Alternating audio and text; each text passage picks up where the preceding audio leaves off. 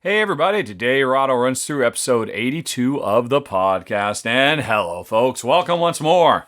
Apologies for folks who are watching this on YouTube rather than listening on their podcast device of choice. I know it's a mess. Oh, but this week has been a mess. Ever since Jen signed up on her charitable mission to raise funds for the people of Ukraine by donating to care.org, a fantastic organization recommended by Ignacy Trevchek of Portal Games, our life has been really kind of cattywampus because it's been so successful. She's pulled in over 200 orders now, which is a lot. And so she is burning the midnight oil trying to get all of these pieces made and sent out. And we're so happy that, we're pretty confident she's raised well over $5,000 for humanitarian relief so far. We're so happy with the result that even as stressful as it is, she is incredibly excited and energized to keep on working. Every one of these things she makes with love is just and is going to go out in the mail to all of you who are supporting the effort. If you haven't heard, don't know what I'm talking about, go to ukraine.rahdo.com, ukraine.rahdo.com. That'll take you to her Etsy store where you could buy one of these special Ukrainian flag colored Witwat. I had a whole bunch of them in here, but they've now been sold. They've been sent around the world to folks who are wanting to help save people's lives. So if you want to know more about that, go check it out. But that's not what you're here for. You're here to hear a bunch of jibber-jabber about games, and then a bunch more jibber-jabber about non-game stuff. You're in the right place. I thought this was going to be a fairly short episode this month because we just didn't get as many questions as normal to questions@rahdo.com.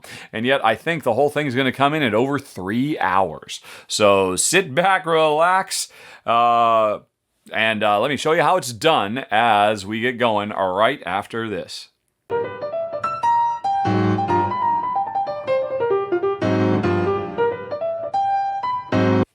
Okay, folks, it is time for the gaming questions. Let's get to it. We are starting with Andrew, who says that Andrew sees gamers complaining about games that aren't perfect. Maybe typos, mistinted cardbacks, errata, and Andrew is guilty of this as well. Andrew can't figure out if we as gamers deserve a flawless product, or should we just be accepting games as they are from the publisher as long as they're playable.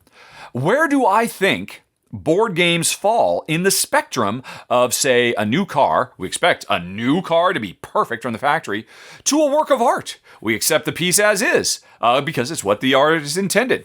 Or are they more like postage stamps, produced en masse, mostly flawless? Quirks or misprints actually make them more valuable. I don't think you're ever going to convince anybody who's upset that, you've got the first edition with the mismatched back color cards. I don't think anybody's ever going to go for, that increases its value. It is an interesting thing, and I will admit, Andrew, I have certainly fallen into this trap myself. Although I've really kind of let it go. I will not burst into song, but man, I love that song so much. Over the years, I've mellowed out and just let go because, in your question, you did get to the heart of it. Is the game still playable? Does it actually affect your ability to enjoy and have a fun time? If the game got damaged in transit, or the box got damaged but the game itself is fine, or there were misprints or things off center, that used to drive me nuts. And I'll be honest, in part it drove me nuts because I used to have a more mercenary approach to games. My attitude was always, what if I don't like the game? I'm going to need to be able to trade it or sell it in an auction or a math trade or something like that. And people are going to be less interested in it. Its value is decreased and I will not be able to get as much value back. Now, of course, in the world I live in today, I don't have that problem. I only buy a handful of games, mostly expansions a year, because I do Rahdo runs through. So I kind of got off that rat race, but I think that eventually, someday, I will I was going to say hang up the Rahdo hat, but no. I will pass the baton on to the next generation. I hope this channel exists forever. I hope Rahdo run-throughs, not as a person, but just as a style of demonstrating games, is something that we'll still see in the board game industry 20 years from now. When Shay eventually steps down and hands the baton on to somebody else, or who knows. That's kind of my long-term goal. But whenever that happens, and I get back to, I just got to buy them like a normal person, I hope that my current attitude, born of privilege of just getting my games for free, will be able to carry on. I can think of one thing. Before I started doing Run Runs Through, another obsession I had was getting every single promo. This game is garbage if I can't get all the promos. And I've come to realize it's just not important. Is there enough in the box for me and my wife to have a good time? Then none of it matters. It doesn't matter if the box got dinged. It doesn't matter if I have to draw from the bottom of the deck instead of the top of the deck because the card backs are a different shade of fuchsia. As long as we're having fun. And like I said, that's easy for me to say, but I hope it's a lesson I will be able to continue into civilian life when I retire. But I can't fault anybody. It is not for me to say, I think there's another question about this that's coming later, whether you should or should not, or how you should or should not enjoy your games. Hey, if it really bothers the heck out of you that the top right corner got crunched, even if it has nothing to do with the gameplay, but you just know it's there on the shelf, okay, I'm sorry. I'm sorry about that. And, I hope you can find other games that you will be able to enjoy. The main thing I would take away from all of this is we are all so lucky. There are so many games. And if you can't enjoy a given game for whatever reason, I guarantee you, there's 500 other games you can enjoy. Find somebody who isn't bothered. Board Game Geek has so many great ways for you to shed yourself of the things that make you unhappy by selling them used or engaging in math trades or all kinds of stuff. You do not have to be shackled. You do not let this cardboard ever make you unhappy. Its sole purpose is to make you happy. And if it doesn't, move on. Let it go and just move on to the next game that does make you happy. That's the important thing. It is kind of my just gut feeling about that question. Let's see here. Next up, Andrew asked, if I could have any one of my Euro games get the legacy treatment, what would it be? And now he adds a little extra wrinkle. Which would it be if I could no longer play that game ever in any form after I completed the campaign in the expansion? So that's really two questions. Let's go to ranked.rahdo.com. Let's take a look at my games. Alrighty, I need to bring up the browser. I need to go to ranked.rahdo.com, which anybody can go to and see how I rank my collection of 400 some games. So it's going to be something really at the top. What do I want? So it's an interesting question. Well, first of all, what would I just really want? Honestly, it's Agricola. I am so desperate. No, it doesn't have to be, here's what I'm desperate for. I am desperate for Lookout Games to contact Alexander Pfister and say, hey, Alex, we would love for you to make a new expansion for our revised Agricola. And what we'd really like you to do, don't worry, we'll handle all the cards and stuff. We got people coming up with that stuff 7 ways to Sunday. We want you to bring that narrative thing that you do in Maracaibo and Oh My Goods and Blackout. We want an expansion that creates a multi-generational narrative campaign that players can play. And it's also a means of introducing a whole bunch of new cards and new gameplay features and stuff like that. I have wanted that forever. I can think of few games that I personally would get more invested in because Agricola is the story of multiple generations. There's just nothing tying all those generations of family together. And I would love a game that, covers a legacy, hence the name Legacy, of, 20 generations of a family and, all living in the same house. And us changing that house and it growing and shrinking and unlocking envelopes to say, oh my God, we get a whole second field. But then later on, there's a plague and we lose the field or whatever it might be. There's so many things that could be done there. Just look at how much has been done with Agricola over the years. So that's what I want. But I don't want to never be able to play Agricola again. So for your second question on this line, Andrew, what do I want to be able to do this with that I'd be happy to say, oh my gosh, that was so amazing. Because I could see that being done for anything. Well, first of all, it's not going to be one of my favorite games of all time. So I'm going to scroll down. I'm going to get into my 7s. If you ever go to rank.rahdo.com, folks, things that are between 9 and 10. I don't have a 10. I have various things from 9. Those are about as close to perfect, my favorites of all times. 8s are really fantastic. I just love this game, but it's not perfect, but oh my God. It's not as close to perfection as a game can get, but they're wonderful. It would break my heart to lose them. 7s are getting more into the realm of, yeah, I really like this game. But I'd be fine giving it away as a gift. If it wasn't in my life anymore, that'd be okay. And then I have a small handful of 6s, which honestly, a 6 is, yeah, it's okay, but I have no desire to keep it. And the only reason I keep these 6s around is because generally loves them, or because I can't get rid of them. Oh, and I have gotten rid of them. I used to have a few more 6s. Now all I've got is Adlung Land, which I probably should get rid of, but I can't imagine there's any interest in it. But anyway, sorry. So I want to look at 7s. These are the ones that if I were, oh my gosh, Rattle Battle Grab the Loot. Wow, that would be a phenomenal experience. That would be so, the game is already so much about, building up your pirate ship, and there's so much cleverness and variety in the different, there's only been one expansion for it, but just in the base box, there was so much great stuff. And, Ignacio, just, Rattle Battle Grab the Loot, that makes a lot of sense. Turn that into a legacy campaign, and once it's done, but all those dice, I wouldn't want to get rid of all those dice. What else? What else might be a good one? That I really want to, that I would be okay. See, I don't want to get rid of any of my 7s either, but I could. I'm much more comfortable with that. Let's see, what really jumps out at me as a great one. Oh, it's no brainer. Star Trek Expeditions.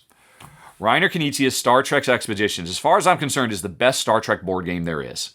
It really is. I played a bunch of them. I'm hoping to play the new Fantasy Realms spin-off. I played Attack Wing, and I played the Mage Knight remake, which I can't think of the name, and I played the basically Arkham Horror, the Arkham Horrorizing, which is a big gigantic. Well, I played all the big ones. Obviously, there's a lot of war games and whatnot I haven't played over the years. I have played Star Trek Catan. I have played Star Trek Panic. I love Star Trek. It's one of my favorite IPs of all time. But all of them, I think, are inferior to Reiner Knizia's Star Trek Expeditions. Reiner Knizia doesn't do co-op games very much.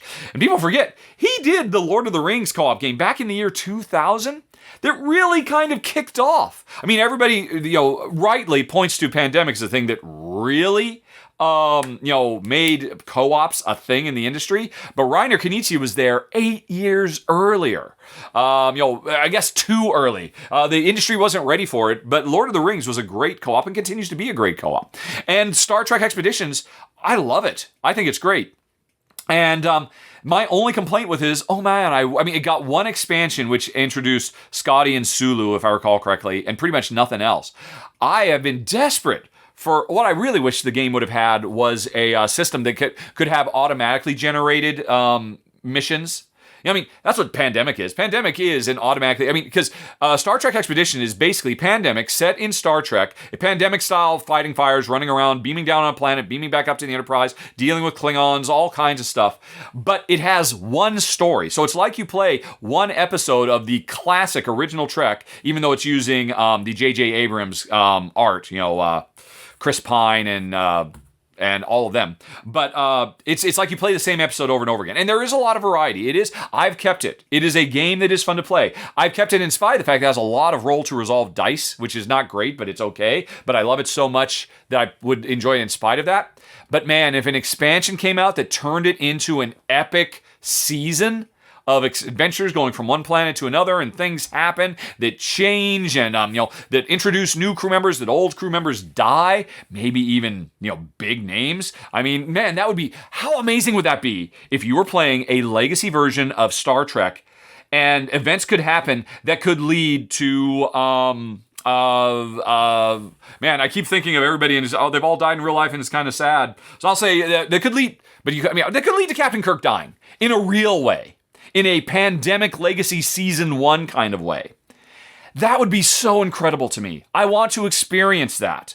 And then, somebody, what does that mean? Spock steps up, and that could be so incredible. It would be so amazing, because the game itself is very good, that I would be willing to make that trade and never play it again. So I say to you, Andrew, Star Trek Expeditions is the game I would like to turn into a legacy game that is so incredible that I don't mind if I never get a chance to play it again afterwards. What a weird thought exercise. You're weird, Andrew, but it was fun. Righty. Okay. And Andrew adds, I don't think true legacy expansions are a thing. Could be wrong. But it would be great for your games. I completely agree. What could it be? Could you do that? Could you make an arguably, that's what Clank and Aeon's End, because those are standalone games that are legacy games where you make permanent changes, apply stickers, write stuff on and whatnot, but they are completely compatible with the existing.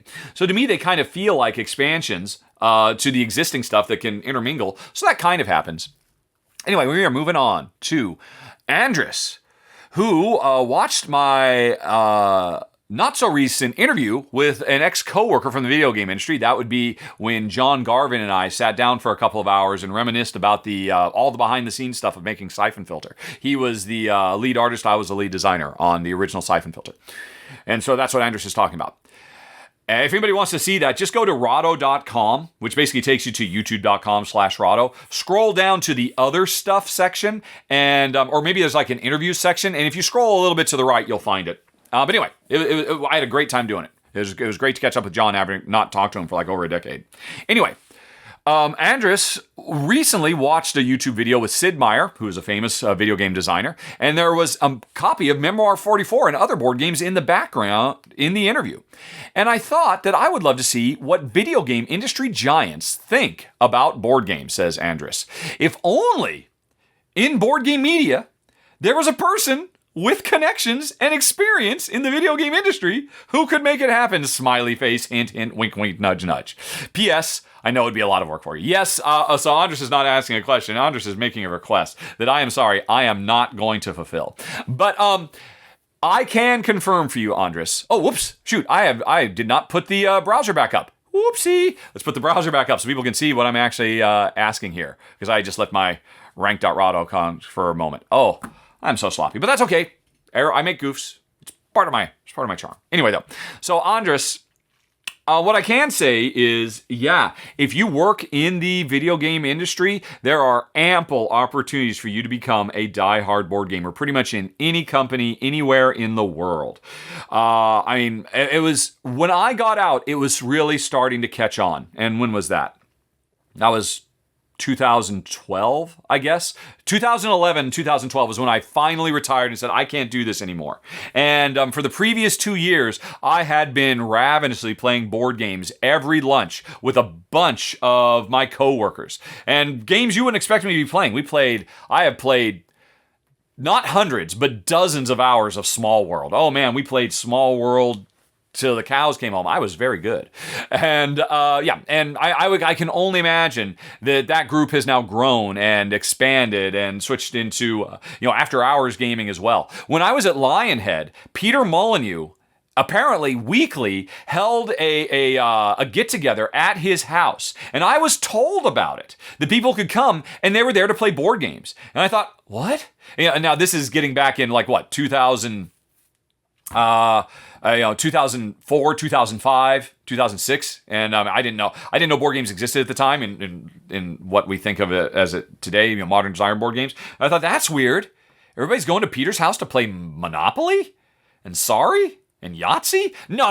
It must be they're all going there to play Magic the Gathering and Warhammer miniature battle stuff. That's what it has to be. But no, they were getting together in the aughts, in the mid aughts, playing whatever was available, playing Euros, playing probably not Pandemic, that hadn't come out yet. And I wish I was invited, and I'm like, oh, that sounds terrible. I don't want to do that. And I wish I'd gone. I would have jump-started my entire career, what I now think of as my career. So I think that's pretty common. It's not at all surprising to me that Sid Meier has a copy of Memoir 44 and other stuff in his office, just on the shelves.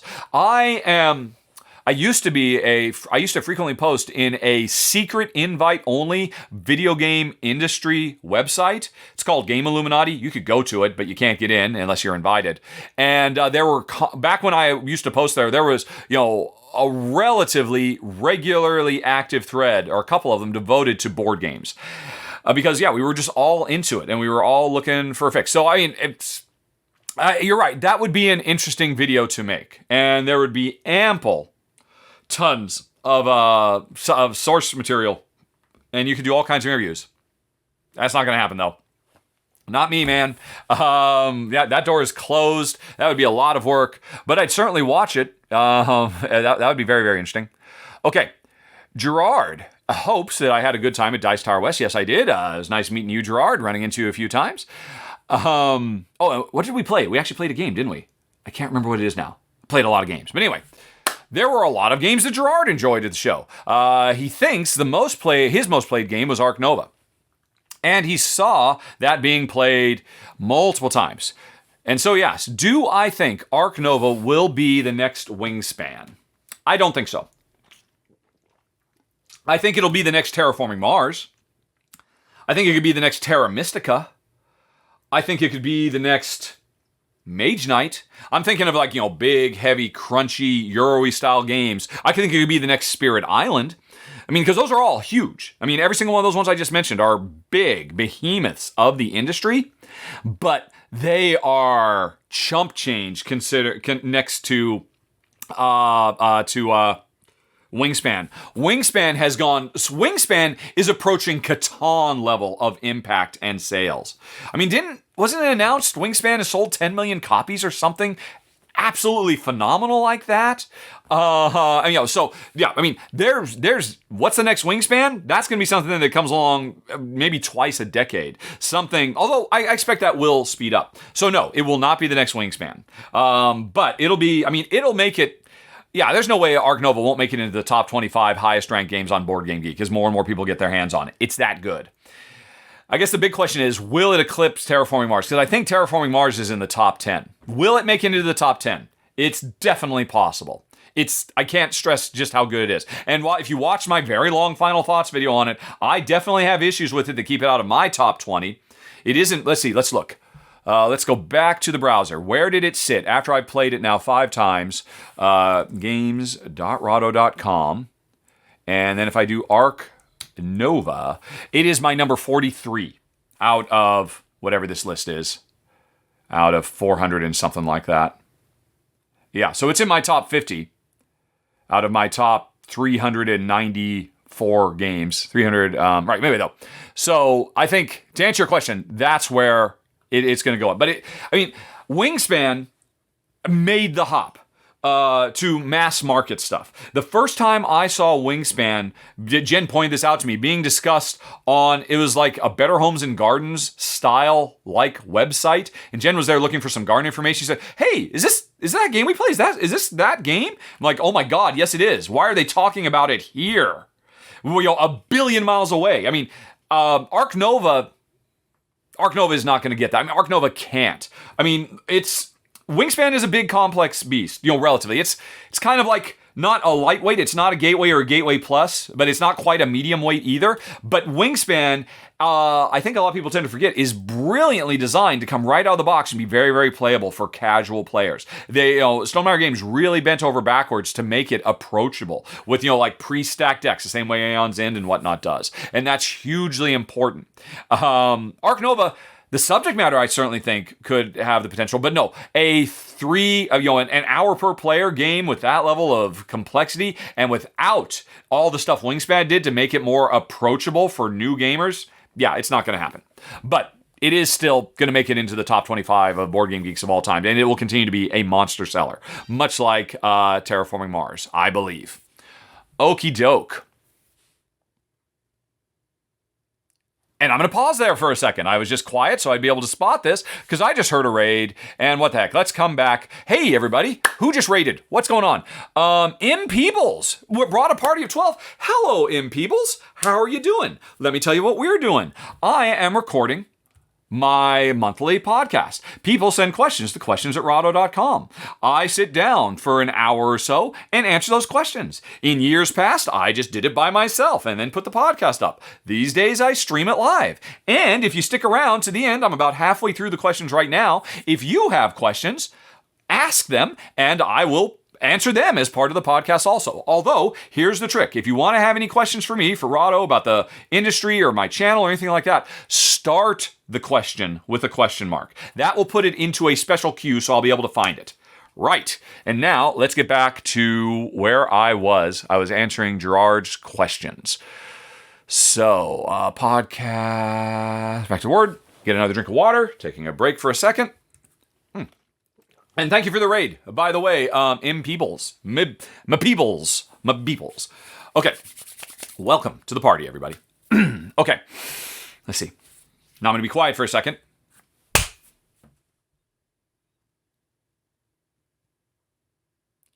Okay. And then Gerard adds, they were both great designs from first-time designers. I don't think that's true. I am almost positive Elizabeth Hargrave had actually published Tussie Mussy before Wingspan came out. Now, of course, they came out at the same time. I'm sure she's been working on tons of designs, whereas the designer of Ark Nova, it was literally his first out of the gate. But I mean, still, the order of magnitude of sales between these two games, Wingspan, there's very little in the industry that can touch Wingspan. Like I said, Wingspan is getting up there to Catan levels. It's getting up there to I can't think of anything else. I mean, there's very few games that have gotten that we love, that we consider, enthusiast hobbyist games, that have reached those upper heights. I mean, there are other ones. I just can't think of them off the top of my head. Anyway, though, Gerard then continues. Were there any games at Dice Tower West convention that jumped out at me other than Ark Nova? Well, the best one, a fan of the show named Jin came by and sat down with his, I'm not sure if it was girlfriend or wife, but we all played a game of Wind the Film, an older game from Sashi and Sashi. And he said, I think you're going to love this. And he was right. I absolutely loved it. I was just raving over it. I couldn't get enough of it. Such a clever little, very tension-filled card game about card drafting. And it has the... what is the game? Bonanza thing where you can't rearrange the cards in your hand, but other than using special effects, and you have to do that. Wind the Film is a phenomenal game. It was probably my favorite discovery of the show. But yeah, Ark Nova was fantastic. You know what? Hold on a second. I can't remember everything. Let's go back to the browser, and let's go to Instagram, where I post pictures of every game I play. And that will jog my memory as to what I played at the show. Yeah, Wind the Film was fantastic. Oh my gosh, Dice Miner. Dice Miner is so good. I played it with Ruel Gaviola. Played 2 games back to back. I could have easily played another half dozen games. Right then. Just mind-boggling just how sharp and fun this little, luck, no, not luck. There is definitely thought. I mean, we were all talking about this as we were playing and analyzing it. No, there are definitely important decisions you can make. Although luck does play a part in Dice Miner as well. Really like that. But oh my gosh. Welcome to the Moon. I have to get my hands on this. Jen and I both really like Welcome to a lot. And we've got, a few of the expansions, like the Halloween Street and I can't remember what they all are. Oh, the Post-Apocalypse one and stuff like that. And those are all very, very nice. But Welcome to the Moon, which I guess comes with I forget, either 6 or 12 new variants. The first map you play in Welcome to the Moon, because it has a story you can play through, plays just like, Welcome to, with just like some little twist. You're filling up a rocket ship rather than a suburb in France. And that was nice. It was okay. Although, man, one of the worst rules oversights I've ever seen that made it so misleading. You definitely, if you get Welcome to the Moon and before you play the first mission, download the FAQ. The FAQ does a terrible job explaining the very interesting rule, but then there's an example that finally makes it clear how to play the first mission. But yeah, the first mission was just kind of like Welcome to with some extra stuff. The second mission of Welcome to the Moon was so mind-bogglingly redefining of the Welcome to flip and right experience. It blew all of our minds. We were all, because I think I played a 5-player game of this, and once we figured it out, geez Louise. If the other new things keep up the second level of quality as the second mission of Welcome to the Moon, I might have to say Welcome to the Moon makes my top 10 of 2021. I really need to get a copy of it and play it more and play it with Jen before I do my revisit of the best games of 2021, which I'll be doing in April or May, because there's always a few games I missed. And Welcome to the Moon's second mission is just... all right, what else did I play? Oh, I played Chai. What was the name of it? Chai Tea for Two.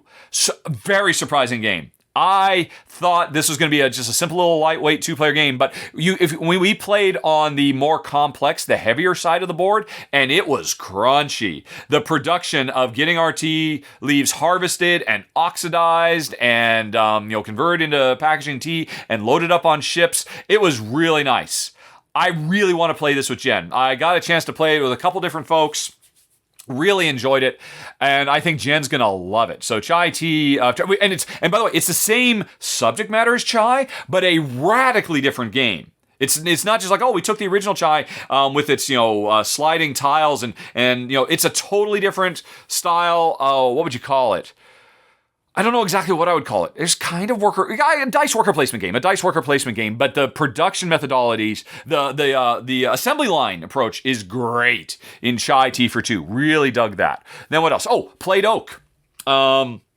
That's actually just launched this morning. So I don't have to go on to it very long. You can watch my run through and hear what I thought then. But we all thought it was great, even though if you're listening to this podcast now, I know Ruel's there. I played with a couple of guys. I do not remember your names. I'm sorry. But if you ever hear this, please understand, we played the rules messed up. I made a goof. We were supposed to start with 6 of each resource at the beginning of the game. So we all thought the game was great. We were all very impressed by it, but we all thought, wow, it starts a little slow.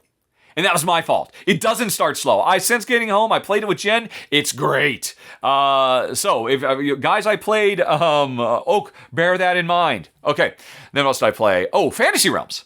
I played it as I played a 6-player game with Shay. Shay showed up. I had a great time playing with him and some other folks. I also played it with Jeff from Board Game Geek. It's a 2-player game. Jeff from was like the organizer of Board Game Geek Con. He was undercover at Dice Tower West, and we got to sit down for the first time ever and play a game because he wasn't just like running around, just constantly making sure everything was working smoothly. He just got to go in and play games and travel around incognito because he's not a very well-known person. Personages from Dice Tower. But Fantasy Realms is so great. And I really wanted to play it because I'm really excited about the new Star Trek retheme of it. And I wanted to get Fantasy Realms fresh in my mind so that I'd be able to compare and contrast. So as I mentioned earlier in this very episode of the podcast, I love Star Trek games so much. So I cannot wait for the new Star Trek Fantasy Realms offshoot. So I played some of that, had a great time. It's so good. For the record, if you put Fantasy Realms in front of me and you put Red Rising in front of me, I would rather play Red Rising. But I totally understand why anybody would say, oh, but Red Rising, it complicates things, it adds a bunch of extra stuff, and I just like the simplicity and the purity of Fantasy Realms. I like it too. I just like a little bit more crunch and a little bit more toys to play with, plates to keep spinning. So Red Rising is the better game for me, but oh man, Fantasy Realms is so good. And again, what is up with them not putting 2-player? The 2-player rules that are in the box, officially, if you pick up Fantasy Realms at a game store and you see, I wonder if this is any good 2-player. It literally says 3-player minimum. They're literally lying to you. I can't say how much money they're turning away because it is a fantastic 2-player game. Wacky. Whiz kids. Okay, then, I played Namiji, which is the sequel to Tokaido. If you like Tokaido and you want just a tiny bit more crunch, a little bit more to think about, this is a great sequel. If you, and like me, you were never that big a fan of Tokaido, this isn't going to change your mind. But it's beautiful, it's smooth, it's fast, it's elegant. I would certainly play Namiji, Namiji, over Tokaido. Let's see. And then, Ark Nova, of course. And, And I think that's it. I did play a few other games, but you'll notice I didn't take pictures of them because I didn't like those games. And if you know my show, folks, you know me. I was raised if you don't have something nice to say, don't say anything at all. So the games I play, they're like, You'll never hear me ripping a game apart publicly because I don't want to hurt other publishers. There were a few misses, but those were all fantastic hits. So I had a great time at the convention. Okay, let's see. Back to the questions from Gerard. Gerard just saw my run through Evoke, which I just talked about. A great design. Many great games to play. Yes. How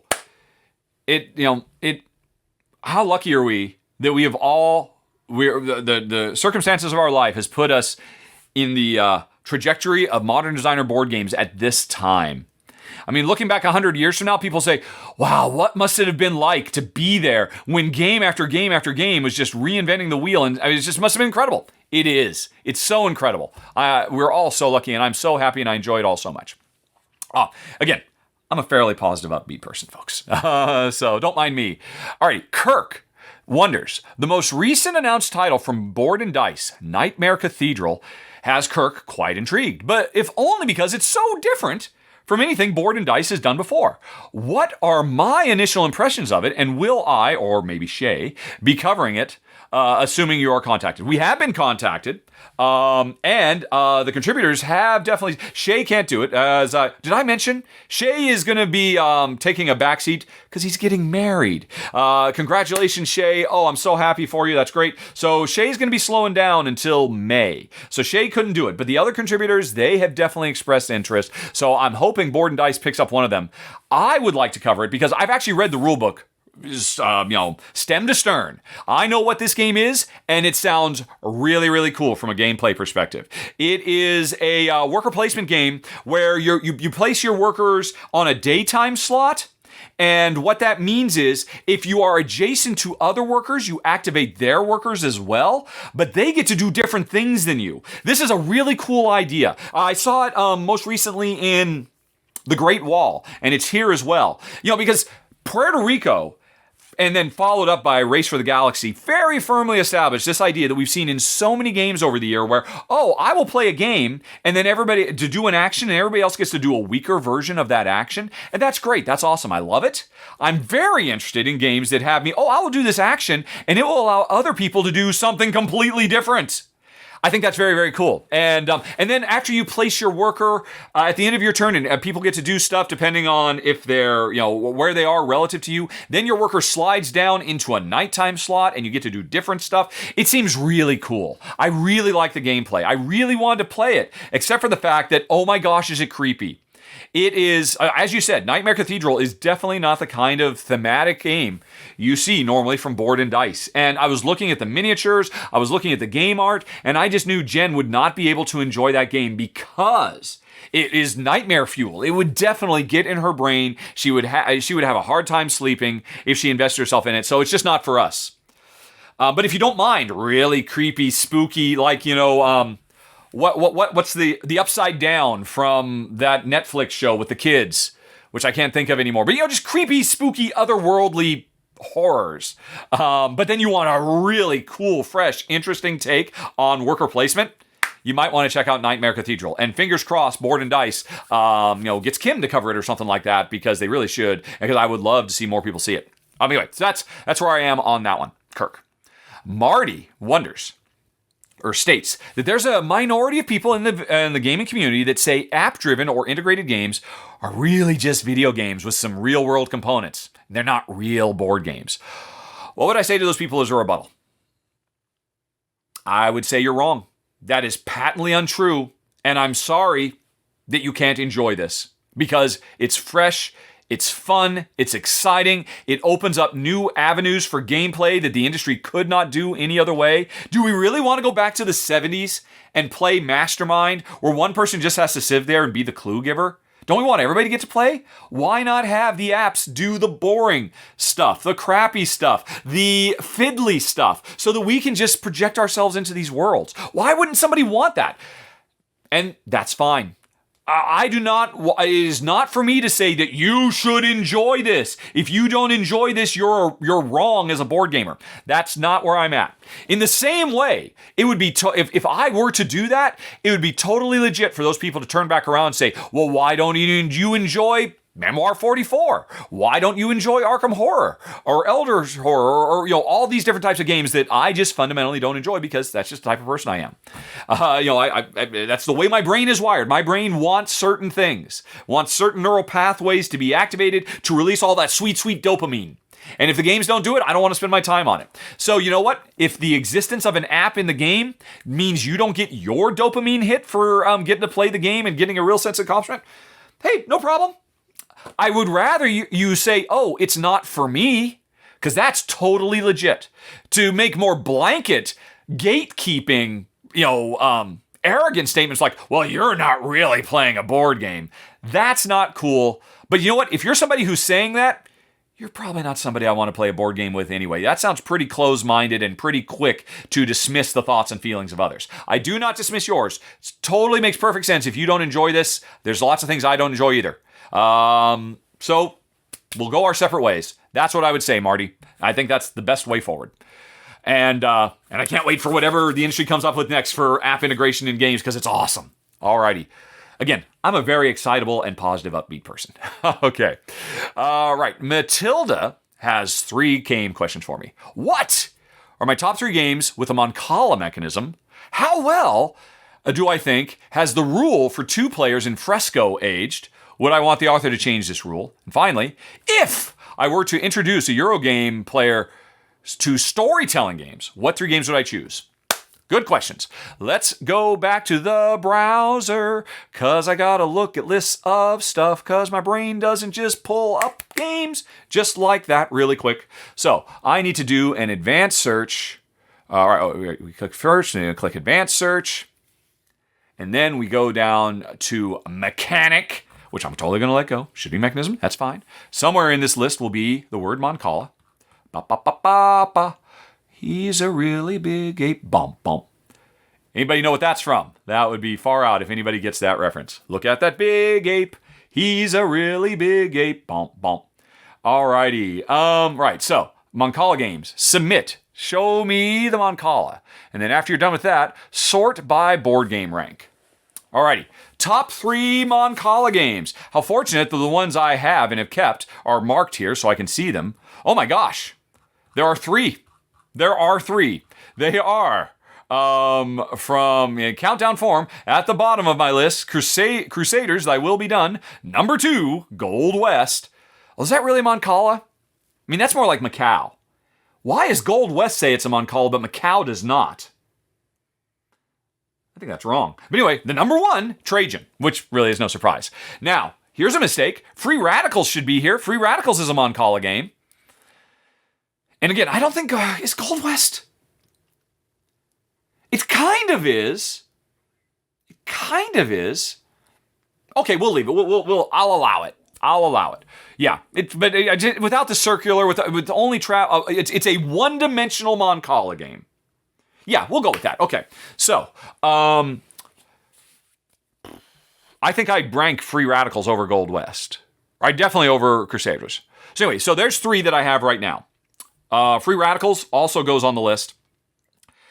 And I just recently put up my Kickstarter preview for Pilgrim. And Pilgrim, I think, would take my number 2 spot. It'd probably be, but again, I've only played a prototype, so grain of salt time in a big, big way. But I think my final list would be in the number 1 spot, Trajan, in the number 2 spot, Pilgrim, and probably in the number 3 spot, Free Radical. Although that's kind of cheating, so it could be Gold West as well. So that's it for top 3 games with mancalas. I mean, man, there's so many great ones out there. Finca and, yeah. Let's see. Let's actually look a little bit more. That was really easy for me to dismiss. Oh, yeah, there's Finca right there. What else am I? Oh, my gosh. Theseus Dark Orbit. Oh, that's such a great game. God damn, that's a great game. I no longer have it in my collection because it's basically Aliens, a board game based on James Cameron's Aliens, where there's Marines and scientists and aliens all on a space station, and the space station is literally a round mancala, and we move our troops around, or our units around, using mancala mechanisms, and it's really great. But 1, it was Jen didn't like it because of all the aliens imagery and whatnot. And 2, we spent a lot of time trying to kill each other in that game. But if you like mancalas and you love aliens, then Theseus, the Dark Orbit, is by far the greatest mancala game in the history of humanity. Oh my gosh, what a crazy far out game. Fistful of Meeples is very, very good. Nice on the lighter end. I really like that one. What else? Planes. Oh man, that was good. That was a nice one too. Trying to get passengers. I mean, it was so perfectly thematically, just trying to get passengers to the right departure gates at an airport so they can get on planes. Bethel Woods is a cooperative mancala. That's worth looking at. That was very, very cool. Imagineers, I only played the prototype. I don't remember it. Oh, and Humboldt's Great Voyage. That was a nice one too. Much more Euro-y than most of these games. I liked it. Fruit Picking is fantastic. If I were looking for a really, really lightweight gateway mancala game, Fruit Picking, number 1. Gosh, that's such a good game. Again, if you're looking for a really, really lightweight mancala. Of course, there's mancala itself. Oh, and Five Tribes, of course, is a legit one. Yeah, and then, okay, yeah. This is weird. There are very few mancala games. Even though the mancala mechanism has been with us for literally millennia, there are only a handful of games that have adopted it, even though it's one of the greatest board game mechanisms of all time. Why is that? I do not know. They're really... If I were to ever make a board game, a modern design Euro board game, you better believe I would start with, okay, what can I do new with the mancala? Just because there's such fertile ground there. I mean, literally, mancalas are taking seeds and planting them. Of course, they're fertile ground. So anyway, but there's 3 that I would probably choose and a bunch more runners-up. Okay. Your next question was, the Fresco 2-player rule. Okay, how well has it aged? Would I change it? First of all, no. We played Fresco because of a new expansion last year, if I recall correctly. So it's still fairly fresh in my mind. And we still love it every much as much as we did. Basically, Fresco, to play it as a 2-player game, introduces a 3rd player named Leonardo. And the 2 players take turns. On my turn, I'm going to, every round, there's 3 players active. And in round 1, I control myself and Leonardo. In round 2, you control yourself and Leonardo. So we kind of share custody. And when I'm and the game is about, painting the equivalent of the Sistine Chapel, going to the market, getting goods, getting up, pursuing side jobs, all kinds of stuff. And there's the reason there's a 3rd player there is because the developers just decided, hey, let's do this rather than tighten up the board, rather than have fewer things. Or, these days, if Fresco came out these days, I wouldn't be at all surprised if it would not have Leonardo, and instead it would have a deck of cards. And after you and I, in a 2-player game, have made our choices about how we want to program our day, because this is a simultaneous worker placement game where everybody chooses what they're going to do and then we reveal at the same time. I could imagine say, I choose mine, you choose yours, and now let's draw a card and see what Leonardo does. And that would work totally fine. And I would probably still love Fresco to bits. But honestly, what they do is better. Because a system like what I just described, draw a card, Leonardo, I'm going to take the 3rd thing or in the market, or I'm going to try and do this particular tile when I'm painting the ceiling or whatever. That would introduce variant luck that would inevitably benefit one player over another. And it's fine. It would still be okay. But, from time to time, it's like, what do you know? Leonardo just happened to go to the perfect place. That's right where you wanted Leonardo to be, isn't it? And every time, but the rest of the game, Leonardo's always just screwing me. And because he's random and we cannot anticipate where he's going to go, that's why what they did is superior. Because when it's going to be my turn to control Leonardo, you probably know what I want Leonardo to do. And basically each round starts with a bidding where we're everybody's deciding again and revealing. Is it simultaneous or do we take turns? But everybody at the beginning of the round decides how early are they going to get out of bed, because it makes them grumpy. It means they can do fewer actions, but they can get to things sooner. And it means and so if I'm doing that, if I'm controlling Leonardo and you're afraid that I'm going to deploy Leonardo in such a way that it would take what you want, you just get up earlier and make sure you get up earlier than me or Leonardo. The system works fantastically. It is a little aggressive. I'll admit I don't particularly like that. I guess if I were to change it, I wouldn't do what people are doing now. I would want it to be an automated system. We always know Leonardo is going to get up as early as possible. So if you want to ensure that, you got to get up earlier. Otherwise, Leonardo will always get up as early as possible. Leonardo will always take the market furthest to the right. Right? Leonardo will always do the for-hire job that's furthest to the right, so that I can plan what Leonardo is going to do. And but the big thing is painting the Sistine Chapel, or the ceiling of the church that we're working on. So that's why that requires real decision making. And I don't think you could just instantly. I mean, what you could do? No, you could do it. You could literally say. Every one of those tiles has a number numbered 1 to 50. And Leonardo will just always do the one that has the highest number. So I can think, okay, I know what Leonardo's going to do. I know he's going to want that one or that one. So I need to get there. No, that's fine. I'm fine with the 3rd one. Okay, I know Leonardo is going to move over there because he wants to do that tile. But if Jen does that tile, then instead he'll move over there because he'll do that tile. Okay, I need to be prepared. Am I willing to sleep in late because I could deal with either of those? You know what? That would work. And that would keep all the interesting elements of Leonardo. It would not introduce random, unpredictable elements that would kind of unfairly benefit one player or the other. And it would get rid of the cutthroat nature where, when I'm controlling Leonardo, you better believe I try to anticipate what you need and I ensure Leonardo prevents you from getting that. That's the way it works. So I started out thinking one thing, but I talked myself out of it. Yes, there is a better way to do Leonardo. I think it could be improved. And maybe it will be someday. But I'm still perfectly happy with the way it is because it's fantastic. Wow, what an interesting decision or question, Matilda. You really, I did not expect that to go that way. Number 3, if I were to introduce Eurogame players to storytelling games, Eurogamers to storytelling games, which 3 games would I choose? All right, so I'm trying to convince people. I assume you're talking about Eurogame players who just want dry, dusty economic simulations. They want Concordia. They don't care about story. And so this is something that is supposed to get them engaged. Probably Pfister games. I would want to say, hey, look, here's the latest Pfister game. You can ignore it, but let's just go on and play through the story. It's the same game. Nothing changes. It just means we do these extra little bits of setup. And, and it doesn't really push itself. It doesn't push an agenda. But if it turns out they really love the game, the next time we play, what the heck? Let's just play Chapter 2. Why not? Because, hey, remember that character in Chapter 1? It's now a playable card that goes into the deck. That's really cool, right? I would probably want to use something like that as a gateway. And so in that regard, you could pick any of them. Blackout of Hong Kong, Maracaibo. If you want a lighter weight game, Oh My Goods, or Tybor the Builder. What other ones has he done it? Oh, he did it, of course, in the Oh My Goods spin-off big box game that I can't think of the name of now. Oh, that's going to drive me nuts. Something at Newport, I want to say. Oh, I'm going to look that up now. Alrighty. Oh My Goods. I'm searching for that on Board Game Geek. Originally called Royal Goods, which is a much better title. And do you say who it was? No, you don't. All right, but I can just search for Alexander Pfister now, and then you will tell me that the game that I'm thinking of is Expedition Newdale. I would probably games like that because they're still. I mean, they're still 98%. There's like 2 or 3% story.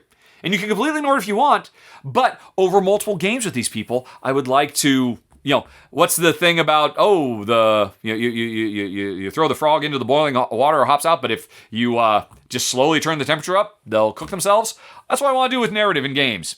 Turns out that's not true. The frog will jump out of the pot of, I don't know how they know that. I hope somebody didn't test it. But anyway, though, that would be my approach because I do think that's great. And it's not just Alexander Pfister who's doing it, but he's at the forefront of it, but any game that does that in a Euro way would probably be my approach, I think. Where it's still just 90%, it's not about narrative. You can ignore this narrative if you want. It's just there in the background, and hopefully it grows on people. Because I assume that's what you're talking about, how to get people engaged in that.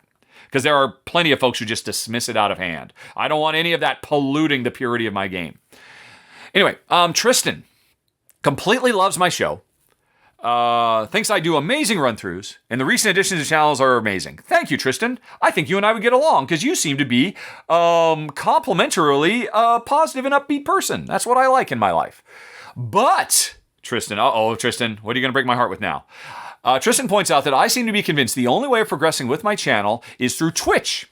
And the situation that it deals with you with, i.e. having to deal with the crowd, I personally think that takes away what you're personally good at. What are your thoughts on having to do live streams, etc.? By this point, it isn't so new to you, maybe? That is interesting. The reason I am doing more live stuff is because the growth of my channel has stagnated. I'm still doing very well. I'm still getting as many views. I'm still pretty much making as much ad revenue as I ever did.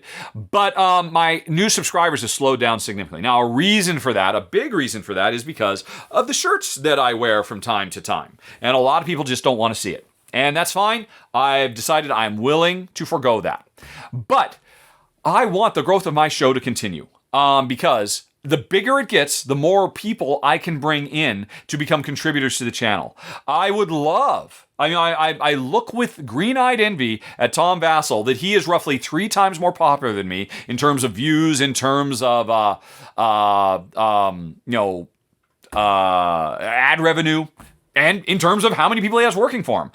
I don't want to do this because I want to be a captain of industry. I just want to help. I mean, the day that I found out that Shay, because of the money he's making doing videos on my channel, meant he did not have to go back to his old bartending job. That he was able to try to make between his income of his channel, which is growing in popularity thanks to his appearances on mine, and the money he makes off of doing it on my channel, allowed him to do this full time. That makes me so happy. I want to do that for other people.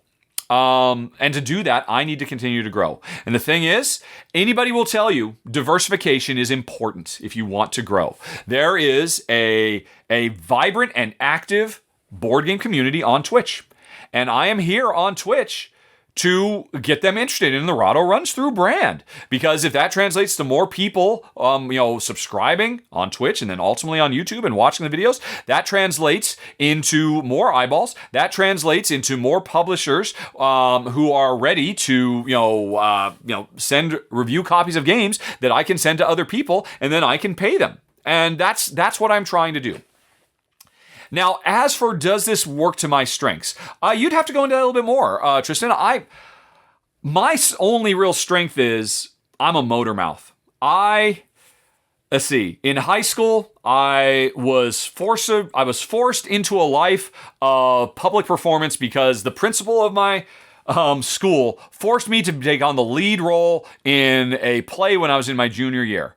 And it was an outgoing, bombastic character I had to play, and called it was the titular character of the Vagabond was the name of the play, and I played the Vagabond. And it's 2 hours of me on stage dancing and singing and being the life of the party. And overnight, everybody saw that play at my high school, and that quiet, withdrawn kid who's always listening to Beatles with his hoodie up. And this was in the 80s. That was not quite as common a thing, but that's who I was. Suddenly, that's the guy. And so suddenly, I felt obligated to fill that role, and I kept doing it. And then when I went to college, I got a job, doing phone reps, and I did lots of customer service for years. Ultimately, I became a lead designer, a creative director in the video game industry, which meant I was just a cheerleader. My skills are what I'm doing right now, being able to talk spontaneously in an engaging and enthusiastic way that gets people moving in a certain direction. I mean, that's why I was successful in the video game industry for as long as I was. So I think I'm kind of made for live streaming when it boils right down to it. It's a lot of stress. It's a lot more work, but I think I'm doing okay. If you want to write back in the future, remember, folks, questions to questions@rahdo.com. I'd definitely be interested to hear more back and forth on this. I'm interested in ways to improve. Anyway, moving on to Shako. Shako is also a big fan of the show and wants to thank me, and I'm sure everybody else, for all the amazing content we create. Shako is trying to find where I ranked Beyond the Sun and couldn't find it at rank.rahdo.com or gone.rahdo.com. Shako saw that I disliked the area control element. I talked about that when I did the video. But besides that, I like to look at, I really thought it was very cool. Could it be I forgot to rank it? I'm sure that is what it is. Let's go. All right, was it Beyond the Sun, right? Beyond the Sun. And let's take a looky-loo in the browser too. And look at that. I do not own it. Okay, then this is human error. I mean, I play over 200 games a year. In the past decade, I have played probably over 2,000 games. And sometimes they just slip between the cracks. I'm going to fix that right now. Thank you, Shako. Let me go on ahead and rank it. Or not rank it, but officially add it like it should have been. Add to... Right, it is a previously owned game. Love the... What do you call it? Engine building. No, tech tree. Tech tree of this game. Best of class. Wish that the area control was something added via an expansion because the game didn't need it, IMO, and it's a real turn-off for Care Bears like us. Smiley face. Boom.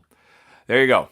Now, as for ranking, here's the deal. Anything at gone.rahdo.com, I do not rank because the ranking system on Board Game Geek is fundamentally broken. And it breaks my heart because I would totally love to rank it.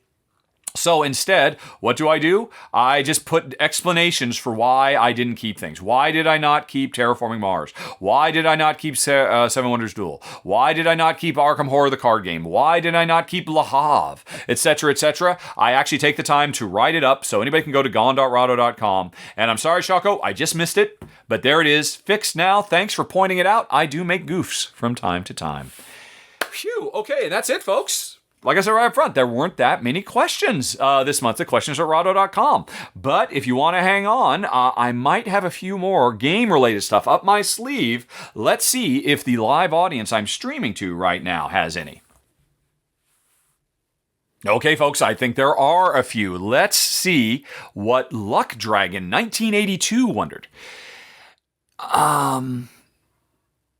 Let's see. If any question is game, I'm curious. Oh, okay, yeah. I don't know why I had a hard time reading that sentence. All right. So Luck Dragon said, hey, if any question is legit, how do you sell or get rid of games that leave your collection? I have gone through a few iterations of this over the years because, yeah, a lot of games leave my collection. Every year, hundreds of games come through that door, and after we're done playing it and filming it, they go right back out the door. And these days, what I do is I donate them to the Dice Tower West Convention Library because Tim Medivere, a great guy, I really like him a lot. Maybe consider him a friend even? When I say that means something. He and I have worked out a way that I can basically get a big collection of, hundreds of these things, put them in a gigantic FedEx freight box, which is like a disposable gigantic box it has with its own built-in pallet, and then I can just mail them down there and he'll take care of the rest. That's what I'm doing these days. Before the convention started, there was a guy who traveled around from convention to convention all throughout the Pacific Northwest, or the West Coast, basically. And he basically would sell used games, and he would come by a couple times a year and pick up a bunch, and he would sell them on commission for me. And I thought that was pretty cool. And that's what I do when we first got back to the States. But then, COVID happened, and he couldn't make he couldn't make a living out of that anymore. And so that's when Tim said, well, hey, I've got a convention. I would like to have tens of thousands of games in my library, and you team to play games that are really cool and hot. How about you send them down to me? And so that's what I've been doing. Before that, when we were in Malta, what we would do is I would get a year's worth of games, and I would pack them all up in a ton of boxes, and Jen and I would trade them all away or sell them in auctions at Essen Spiel. And then Jen and I would have a miserable time paying extra to get them on the planes, and then traipsing them all the way from Malta to Germany, and and get rid of them there. That's what I used to do every year. It was, I actually chronicled it one year, and you can actually see these gigantic boxes that were hauling around to train stations and all of that. It's a nightmare, but that's what I used to do back when we were in Malta, because Essen was a good, just like one-stop shop to get rid of them all. Also, when I lived in Malta, a lot of them went to Paulo, who is the goof checker on my videos, because he was in Portugal and shipping wasn't too terribly bad. He's like, oh, I want that. So, but these days, it's all going to Dice Tower West. I carried a few down when Jen and I flew, and I'm already starting to accrue more that will end up in the convention library for next year. Okay. Boom. Let's see here. Party on, dudes. Wonders what... I tried to do that as Abraham Lincoln from Bill and Ted. What are some of my favorite solo games? Well, by far, the easy answer for that, sadly, is Marvel Champions, because I'd much rather play it with Jen. And Jen has enjoyed it upon occasion, but the more recent times I've played, she just really hasn't connected with her. And I think that's in large part because the game is getting more complex and more full of keywords. And it's just kind of more and more with new stuff kind of skewing towards advanced players, hardcore elite players. And it's kind of getting away from, the original box. Anybody could. I could teach that game to anybody. It wasn't so complex. And Jen has shown less and less interest. So there's that. There's also, what else? Space Hulk Death Angel. Another game I would love to play with Jen, because it's great cooperative. I have played it, but Jen just isn't interested because of the hardcore aliens vibe, which she does not like. Tell you what, let's look a little bit more. Let's all go to the browser, and let's do an advanced search, right?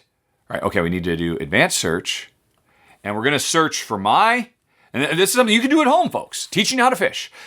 Search for things owned by Rahdo. Don't tell me about expansions, and tell me player count. Where's the player count? It is right here. 1-player games, exact, and submit. This will tell you everything in my collection that supports 1-player gaming, right? So, Gloomhaven, I would not want to play that solo. Agricola, I've never tried it. It'd probably be fine. Let's see here. Wingspan, I think, is great. Honestly, any game that has a solo mode designed by Automa Factory and Morten Monrad Peterson, going to be top of class. Wingspan is a great solo game. Let's see here. Never tried Trois solo. That would really be interesting. The Tapestry solo game is fantastic. Again, that's Automa Factory. This War of Mine, I have played a lot of it. I played many, many hours of it solo, and that was a phenomenal experience. In some ways, maybe it's the best because that's such an emotional roller coaster, and you can really invest yourself more if you're not worried about the social aspect of playing with somebody else. Maracaibo is a great solo game. I really enjoyed that a lot. Let's see here. Escape Curse of the Temple that's a terrible. I actually tried that once and it was not good. The Ark Nova solo mode is very good. Very, very good. I like it a lot. Let's see. Isle of Cats is also good. Shadowrun Crossfire, no, because it's not really solo. You have to play two-handed. Tiny Towns is great. Oh, I love Tiny Towns as a solo experience. And Terraforming Mars Ares Expedition, especially with the new expansion, that is really good stuff. Let's see. And I'm just scrolling, looking at other things that really jump out at that I've tried, and I've really, Red Rising, I think is if you want to play Fantasy Realm solo, check out Red Rising. Calico is great too. I would like to try Project Elite as a solo game. I suspect it would work fantastically, but I've never tried it. I've only played it with Jen. Sprawlopolis, I think, is best as a solo game instead of two-player. Aquatica, I would like to try. Peloponnese, I would like to try. Boon Lake is great. It's really nice. Cloud Age is really good, too. Both from Alexander Pfister. Yeah, there's a few. I mean, I could keep going. But yeah, I mean, there's a few. There's a lot. Now, I don't play them solo because I don't have time. On the other side of the wall that I'm pointing at, there are, at any given time, usually about 50 to 100 games that have been sent to me by publishers that are high on my list of things I gotta do because I feel that, they spent the time and effort to send to me, I should provide it some level of coverage. So I don't have time to go and just play games for fun for solo. But there were a few, hopefully, maybe some of you hadn't considered that you might like. Many of those, when I film them, and this is something I'm doing a lot more these days, if the game has a good solo mode that I believe demonstrates what it feels like to play multiplayer, I would prefer to do my run-through solo because it is literally more fun for me. And it serves double duty. Solo gamers get to see how does the solo mode work, and I don't believe I'm compromising, and because multiplayer gamers will still get a feel for the game. Now, if it's a solo mode that really changes the feel of the game, then I won't play it solo because more than anything else, I really do want to show what the multiplayer experience is. But that's something I do a lot these days. That's why I knew a lot of those games. If you'd asked me that question 5 years ago, I would have had one. Space Hulk Death Angel, and that would be it. Okie dokie. Let's see. Okay, here we go. Dark Knight 1183 asks, what suggestions do I have for game storage? Shelf set, long-term storage. Well, I am surrounded by IKEA, what are they called? The Calyx shelves. I think they're great. I don't know if you can see them if you happen to be watching this rather than listening to it. When I built these, I did put some areas of them together without the vertical supporting line so that I could put long, skinny boxes like Gloomhaven or Ark Nova in because those things don't tend to fit in the little tiny squares. I'm really happy with these, especially because once I figured out that I could store an additional 30% of games, because what I do is I put all the game, I fill up these cubbies as full as I can, and I shove them all back as far as I can, and then I put another game in front of them that's facing out, so you get a really nice looking game, and I just like the look of it. But then all I gotta do is pull that game down, and I got dozens of games behind there, so it's maximum efficient space usage. It feels like a really good polyomino game when you just slip that L in perfectly, and it all fits wonderfully. So it's kind of gamey. So yeah, I really like these shelves. Before these, we had different ones from, I can't remember the name of the line we had before, that we'd gotten from IKEA in Europe. Oh, the Billy boards were nice too. They did have a tendency to warp a little bit. Otherwise, I really like them quite a bit as well. But I'm really not too fussed. For my first 5 or 6 years, I just had these really, really cheap, crappy things that we got from some used store because I wasn't too precious about it. And honestly, if it's not a very imposing, I mean, if you do something like what I'm doing here, where the board games face out, for the longest time, I liked having them where it's just the sides face out, so it's kind of like books. It kind of had a nice feel like, oh, I've got an expansive library. Look how sophisticated I am as I sit there in my smoking jacket and smoke my pipe, and I'm surrounded by all my great works of not literature but board games. It is kind of like, I used to like that until I started facing them out like this, and this looks so nice. It's just pleasant. It makes me feel good to look at them and to see all this cover art as it was intended to be seen. So that's kind of how I go.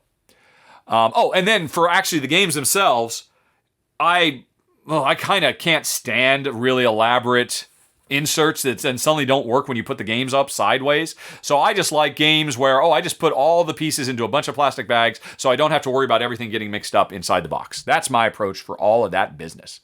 Okay. Moving on, we've got King Engine 1, who wonders, when did I get rid of Forbidden Island? It used to be my lowest ranked game for the longest time. And at one point in the last few months, it came off the list. Since you prefer Forbidden Desert, I was surprised it lasted this long. That is true. It went down to the Dice Tower West Library in the last one I did. Here's the actual story. Pandemic, I've talked about this many times in the past, is the thing that really converted me in Gen. It was our gateway game. And one of the things we tried, because I was trying to figure out, what games do I like besides this game? I tried Forbidden Island, we tried really hard to like it, and we just did not like it at all. Not that it was a bad game, but it's a game played for families and kids. And it was just too simple. Even for us, when we were brand new and we were still learning the ropes, we thought it was too simple. And so I'd gotten rid of it. We played it like a few times. This was back when if I didn't like a game, I would try to come up with my own variants to fix it, and I couldn't. So we ultimately got rid of it. Cut to many, many years later. What now? Almost 4 years ago, when we moved back to the States and we moved in with my mom. We got a house and my mom moved in with us. She owned a copy of Forbidden Island because she would play it with my niece occasionally, and I thought, that's so sweet. And so she brought it. I'm like, I've got Forbidden Island again. I don't know, maybe someday the niece will come down here and visit us, and I should have it at the ready. The niece is now 15 or 16 years old. I think Forbidden Island is a little bit too lightweight for her now anyway. And so I finally realized, why am I keeping this? Mom, do you care? No, that's fine. And so it went in the most recent trip. So if you go to Dice Tower West Library and you have a hankering for some Forbidden Island, and you go check it out, that was my mom's copy that she used to play with love with my niece, Savannah. That's what happened there. And so, it was kind of a long and tumultuous ride. Okay, let's see here. Okay, Fem Sensei asks, what responsibility do I feel to sell the games I cover to win backers for publishers who hire me to do these run-throughs? That is an excellent question. I feel that my responsibility for every game I cover, whether it was a paid preview or it was just a review of a retail game that nobody paid me for, what I always want to do, and I feel a very strong responsibility for, is to let the game speak for itself. Fem Sensei, I know you're a long-term fan. I know you've heard me say this a million times. Don't watch the final thoughts. Watch the run-through and decide for yourself if it looks like fun.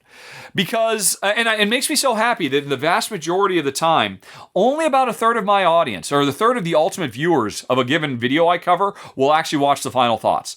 The overwhelming majority skip that and they watch the run-through for itself. Because why trust my opinion? I have very specific tastes, arguably very narrow tastes, and I would not want somebody to convince themselves that just because I like a game with all my weird peccadillos that it'll work well for them. That's why I work so hard letting the game speak for itself, because games just sit there quiet and inert and motionless, and they do not sell themselves very well. Yes, they maybe have pretty art or really elaborate components, so that gets the attention. Heck, if that's all I want to do, I should just do unboxings all the time and then give an opinion. I spend all my time and effort in any game, no matter what it is. If I decide I'm going to film it, I do my absolute best to, in as short a time frame as possible, demonstrate as many unique elements of that game. So I'm always trying to play with a strategically sound game, but often I will make moves not because it's the best move for me to make right now, but because it allows me to introduce you to another feature that I haven't talked about yet. And it's an okay move, and I'm like, it's an okay move, it'll do. I really need to show how, I haven't even drawn a card from this other deck yet. I need to show that before time is up. And so that's my number one concern. Honestly, when I started doing paid previews for Kickstarter, my intention was to say, I'm just not going to do final thoughts. I'm just not going to do it. Because there were a few times, like 2 or 3 games in the 7 or so years that I filmed thousands of games before I ever started doing paid previews. There was like, in all that time, maybe only 2 times I ever got paid. And I didn't get paid, but my wife, Jen, had a deal with the publisher for a game on Kickstarter where she was making glass. And so every time I sold a unit, that meant Jen made some money. I'm like, okay, I'm not going to give it final opinion because I have a stake in the game here. Because, the success of the game materially, in a tiny way, benefited me. Like, Monster Island was one of those, if I recall correctly. I can't remember which ones they were. But anyway, so that's happened a couple of times. But then when I realized, my mom's moving in with us. We live in America. Our cost of living is literally going to triple. I can't afford to not make money off of Rahdo Runs Through anymore. And so I started doing paid previews. I was going to stop, and my audience shouted. It was like, the 9 out of 10 responded, said, no, please keep doing the final thoughts. We trust you. We do not think you are corrupt and all the rest of it. So I kept doing it. And I don't think anything has changed about my final thoughts. You compare a final thoughts I do now to one I did 6 years ago, it's still me trying to list all the things I think are really cool and interesting and unique about the game, and then spending time talking about the things I didn't like. And I still do that to this day. It hasn't changed. So that's my responsibility, to try and demonstrate, and where I can't demonstrate, discuss what makes a game interesting so that you can decide for yourself. If you ever meet me in real life and you say, I got this game because my first question, please tell me you liked it. Because nothing terrifies me more than the occasional, yeah, you're crazy. I ended up spending $100 on it and I hated it. Because I don't want that to happen. But my responsibility first and foremost is to the game itself. I want that game to come alive. I want the game to sell itself. I'm not selling the game. I'm just giving the game a voice so that you can see everything the game does so you can decide if it feels right for you and yours. And just ignore my final thoughts because they're immaterial. Because I'm not the same person you. I have different brain chemistry than you. How could that possibly matter? What matters is the game itself. So that's why I do run-throughs. And that's kind of how I look at it. Is there anything else to say on that? Because obviously there's a lot of people who have strong feelings on this. Because a week doesn't go by that people don't somewhere on Board Game Geek or on my channel or on Reddit or someplace, call me a shill, say I'm corrupt, say I'm bought off, or I'm in the pocket of big board game or whatever it might be. And it used to bother me a lot. Now I just let it roll. Most of the time I let it roll off my back. Sometimes it still gets to me because I don't like being told I'm a bad person. I don't think I'm a bad person. I think I'm an honest, upright person. But these people just assume the worst of me because that's what the internet makes people do. Makes everybody assume the worst of everybody else. And me saying that means I'm assuming the worst of the people who are accusing me of these things. So I'm akin to it. That's why more than anything else, my number one responsibility is be a beacon of positivity. There's enough freaking negativity on the internet. We don't need any more of it. If you listen later on to the personal Q&A portion of this podcast, where I talk a lot about my feelings about the future of humanity, it's nothing but positive. Somebody said, Rahdo, can you please tell me what your vision of the future of humanity is? Because I'm too depressed by what I see out my window every day. That's what I do. I'm always positive, upbeat, trying to move forward, and that's just me. Okay, Karthik Seti, my favorite person in all of Deutschland. Maybe my second favorite person, because I kind of like Slima more. Anyway, though, and I just called her by the name of a town in Malta. Oh dear, Karthik, don't say. I'll be like, Karthik wonders, am I going to be coming to Essen this year? No, probably still not. I honestly, man, I want to, and I'll be honest, I want to just to hang out with you, quite frankly, more than anything else. And play some games, but it's just too far. It's too long. It's too painful. We just got back from Dice Tower West. We had a great, Jen had a fantastic show, met a lot of people. It was really nothing but positivity and upbeatedness and some silly mishaps along the way and a few bad games, but mostly great games were played. but I'm just exhausted. And the thought of spending 10 plus hours in a plane, never mind how much it costs monetarily, it's just, I don't think it can happen until we eventually move back to Europe, which we will eventually do. But that won't happen as long as my mom needs me, because that's what are my responsibilities I were talking about earlier. My number one responsibility in this world is taking care of my mom, and Essen and my mom don't fit. So it's a ways off. I am sorry, sir. It will not happen this year unless something really unexpected happens.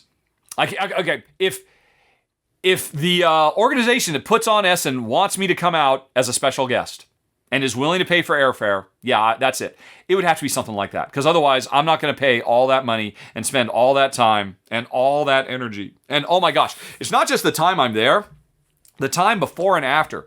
Taking a week off from Rahdo Runs Through creates compounding levels of pain, as I've got dates I've got to hit and things I've got to cover. And it just, every time that I'm there, I'm like, oh, what am I not getting done? I didn't get enough done before I left. I'm going to have to make it up on the back end.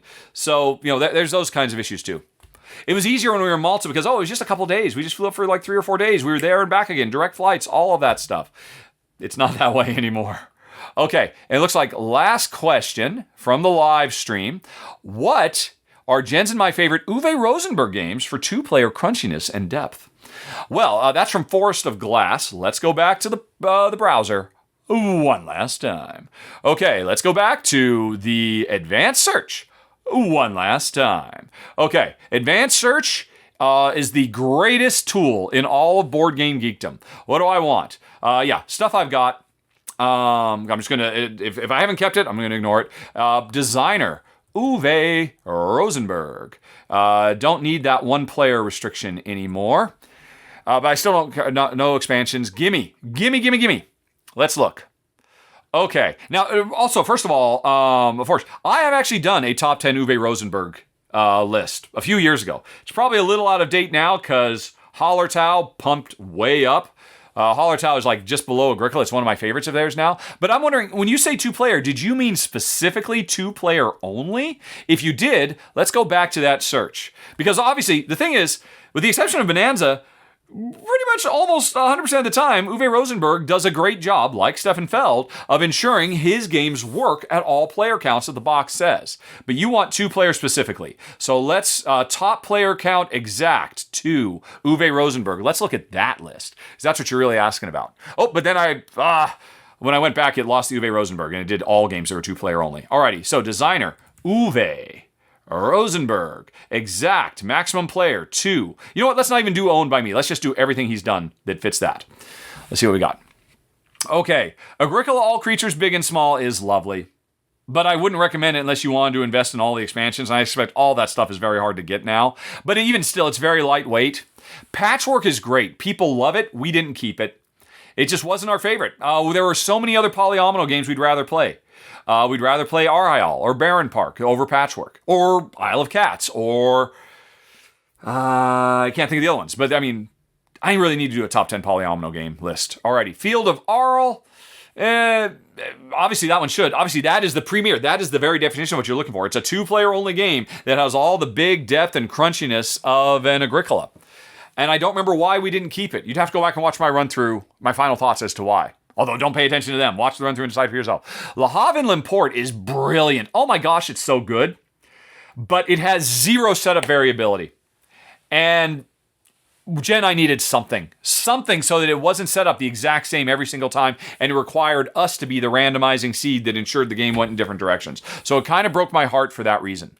Hengist is terrible. I often say I won't talk about bad games. I'll just come out and say it. Hengist should never have been published. It is an actively bad design, and it should have never seen the light of day. Caverna Cave vs. Cave is very cool. I don't understand why it's not as successful as Seven Wonders Duel, quite frankly. Actually, I like it more than Seven Wonders Duel, but it does have a little bit of a take that, so it wasn't really a good fit for us. Robin of Locksley is really neat. I liked it a lot. Which one was it? Oh, yeah. Oh, that's the one where you're moving. Each of us has a knight that moves on a grid like a chess piece and is running around trying to draft tiles. It's really clever. I do recommend it. But again, watch my run through to see why. This new one that's coming out this year. Orientenberger Canal. Oranienburger Canal. The Oranienburger Canal. Apparently it's a 2-player only game, or probably 1 player as well. Wow. I already have it as a wish list. 2. I'll leave it as a 2. No, I'm going to bump it up to a 1. I didn't realize it was a 2-player specific game. That's really interesting. Fairy Trails was very cool. I mean, this is... if you just do this same search I did on Board Game Geek, you will get a very easy to digest list. And I would say these are all good to great, with the exception of Hengist. I'm totally breaking my rule I said a while ago. I won't trash a game, but I would totally trash that game. Have not played Al Carbone. Oh, Bonanza the Duel is so good. Now let's look at me. I, of all of these, have kept Bonanza the Duel, which I rated an 8.5, and Agricola, All Creatures Big and Small, which I rated 7.8, but that's with all the expansions. I wouldn't keep it without the expansions. Those are the 2 we have kept. So I'd say those are my 2 favorites. Alrighty. And boom, that is it, folks. We are done with the game questions, except for the ones that have to do with Jen. So hang on, everybody, and we'll be right back. And Jen will be with us.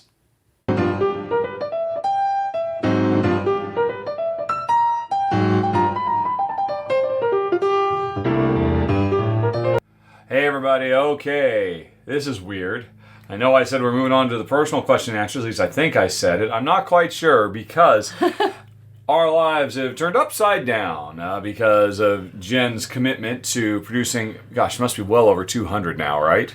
Yeah. Of those little Ukrainian fundraising witwat that you're making. Yep. It's like, I don't know, it feels like a year's worth of orders that you're trying to do in like 3 weeks or something like that. It does sort of feel like that. So we recorded the personal Q&A almost a week ago, and then I streamed the game-related stuff, and I was going to put it together, but there was so much time in between that a few game-related questions that I thought Jen could at least take a look at showed up, so I figured I'd wait, and so we're just going to spend a couple minutes on these, and then we'll get to the personal Q&A with everything, all kinds of out of order, from our perspective. But from your perspective, I'm sure this will hopefully all make sense.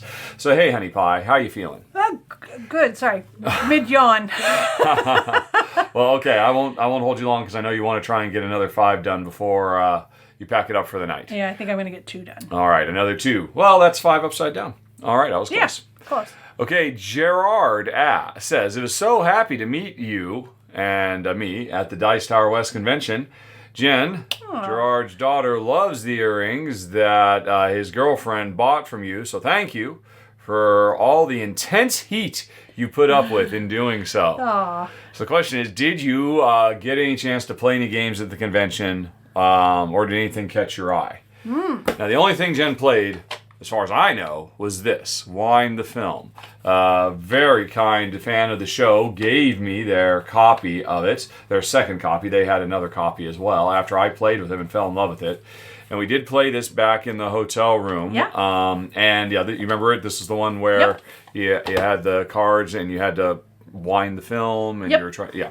And the numbers had to work, right? Yeah, exactly. So you liked it? I liked it. I thought it was a really nice little game. Yeah, you started out not liking it. We were like 20 minutes in, like, I hate this game. Well, that's because and then you went ahead and won. My numbers didn't work right. And yet somehow you won. Go figure. I don't remember winning. So, yeah, this is all we played. But I mean, I was surprised. You said, when I came home and I was setting up an Ark, and you said, is that Ark Nova? Because apparently you'd heard of that. Yeah, loads of people at the show said that was their game of the show. Okay. Were there any other observations you picked up on along those lines? Or is that it? People were really excited to get the Rahdo Everdell cards. Oh, yes, indeed. That was really cool to see a nice response to that. Yep, there it is. These right here, yeah. Do you know what? If you'd asked me last week, I could probably remember some of the game names, but I don't remember. I was chatting with people as the convention went on because I was curious about what kind of games they were enjoying. There was a party game that was really popular. Probably 4 or 5 people mentioned that to me, but oh, really? I don't remember what it was, and we don't play party games now. No. But it did sound fun. It was.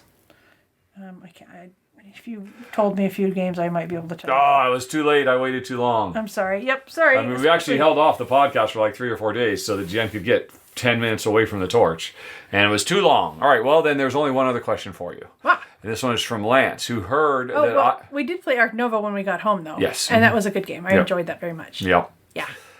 Lance has heard me mention the Ezra Klein podcast many times, so wanted to get thoughts about a recent episode. What did we think about the the recent episode about games. What did we think about some of the non-board game items discussed? How about the board game specific things? And of course, this was the episode we listened to when we drove down to see your dad. Yeah. This weekend. I was actually a little disappointed in that podcast because I think a lot of the things he was referencing were video game related, not board game related. Mm-hmm. And also, Ezra was so complimentary to the guy, I don't remember what his name was. Yeah. About how he blew his mind several times about various things, and I kept waiting for my mind to get blown. And I'm like, maybe I'm just remember for like the first 15 minutes or so, there were, he would make certain statements and you would say, yeah. You were doing a lot of type, early nodding. Okay. Maybe I liked it to begin with, and then he just ventured off into general game stuff, not particular to board games. Okay. It's possible. Yeah. But I think one of the things that did stick with me about that is that a couple of weeks ago we listened to Andrew Yang do a podcast about how men and boys are basically falling behind now. Yeah. And that they don't really have a place in this world anymore, or that's their perception. Mm-hmm. And but they are finding place in video games, right? Where they can control their world. They know what's expected of them. They can feel like they're valuable and contributing to other people. Exactly. Yeah. So that did come back up in the Ezra Klein podcast we just listened to, and I thought that was an interesting. Definitely. The more sources you hear something from, the more plausible and logical, I guess, things start sounding. Mm-hmm. And so that was interesting to get kind of confirmation from this podcast as well. Okay. And I thought, yeah, that's really interesting because for my days of playing EverQuest, yeah, I did know what my place was and I did know how I could help. And I had a ranger and I had a druid. And so, I would say, do you want me to bring the druid or the ranger in? And people would say, well, bring the druid because we need rides, basically. Take us fly with us. Anyway, so I can totally see how that would be the case. Is anytime that your life's out of control, if you can go into a somewhere that you are in control, of course that's going to be a happier place. Mm-hmm. So I think was there something that you took away from the Ezra Klein show? As I recall correctly, probably the majority of it was, I don't think they ever even said the word gamification, but that is the movement, the idea that you can turn behaviors into gamifiable point quests. And that, in our day-to-day life now, we are so completely surrounded by that, and that's a relatively... It's weird, he kept saying, people in the 1500s and the 1700s didn't have this. I would say people in the 1970s didn't have this. I was wondering why it was... honestly, gamification as it exists today, I really think kind of just has come around in the last 20 years. A big part of it was when the Xbox 360, which introduced a concept of achievement points that kind of spread between all games and created a meta-narrative.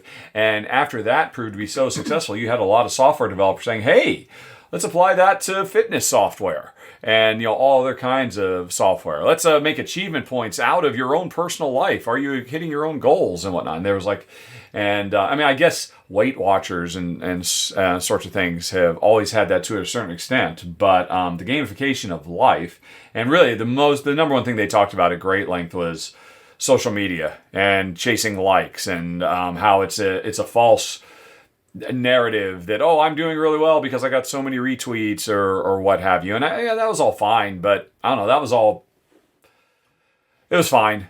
It was all pretty straightforward stuff. Yeah. I guess because I don't particularly care about social media that way. Yeah, that's probably why you're in one, because that was the majority of the conversation. Yeah. Well, let's talk about this games through the lens of social media and what's it like. And you're like, I look at funny pictures of dogs, and that's it. Yes. I need videos of dogs doing cute things. Yeah. So, it was fine. But, I don't know. I didn't really hear anything that, wasn't just like common conversation 15 years ago when I was still in the video game industry. And, again, Xbox 360. It's weird. It was fine. It was interesting. But I was excited. And, but ultimately, I guess it didn't quite deliver what I was hoping.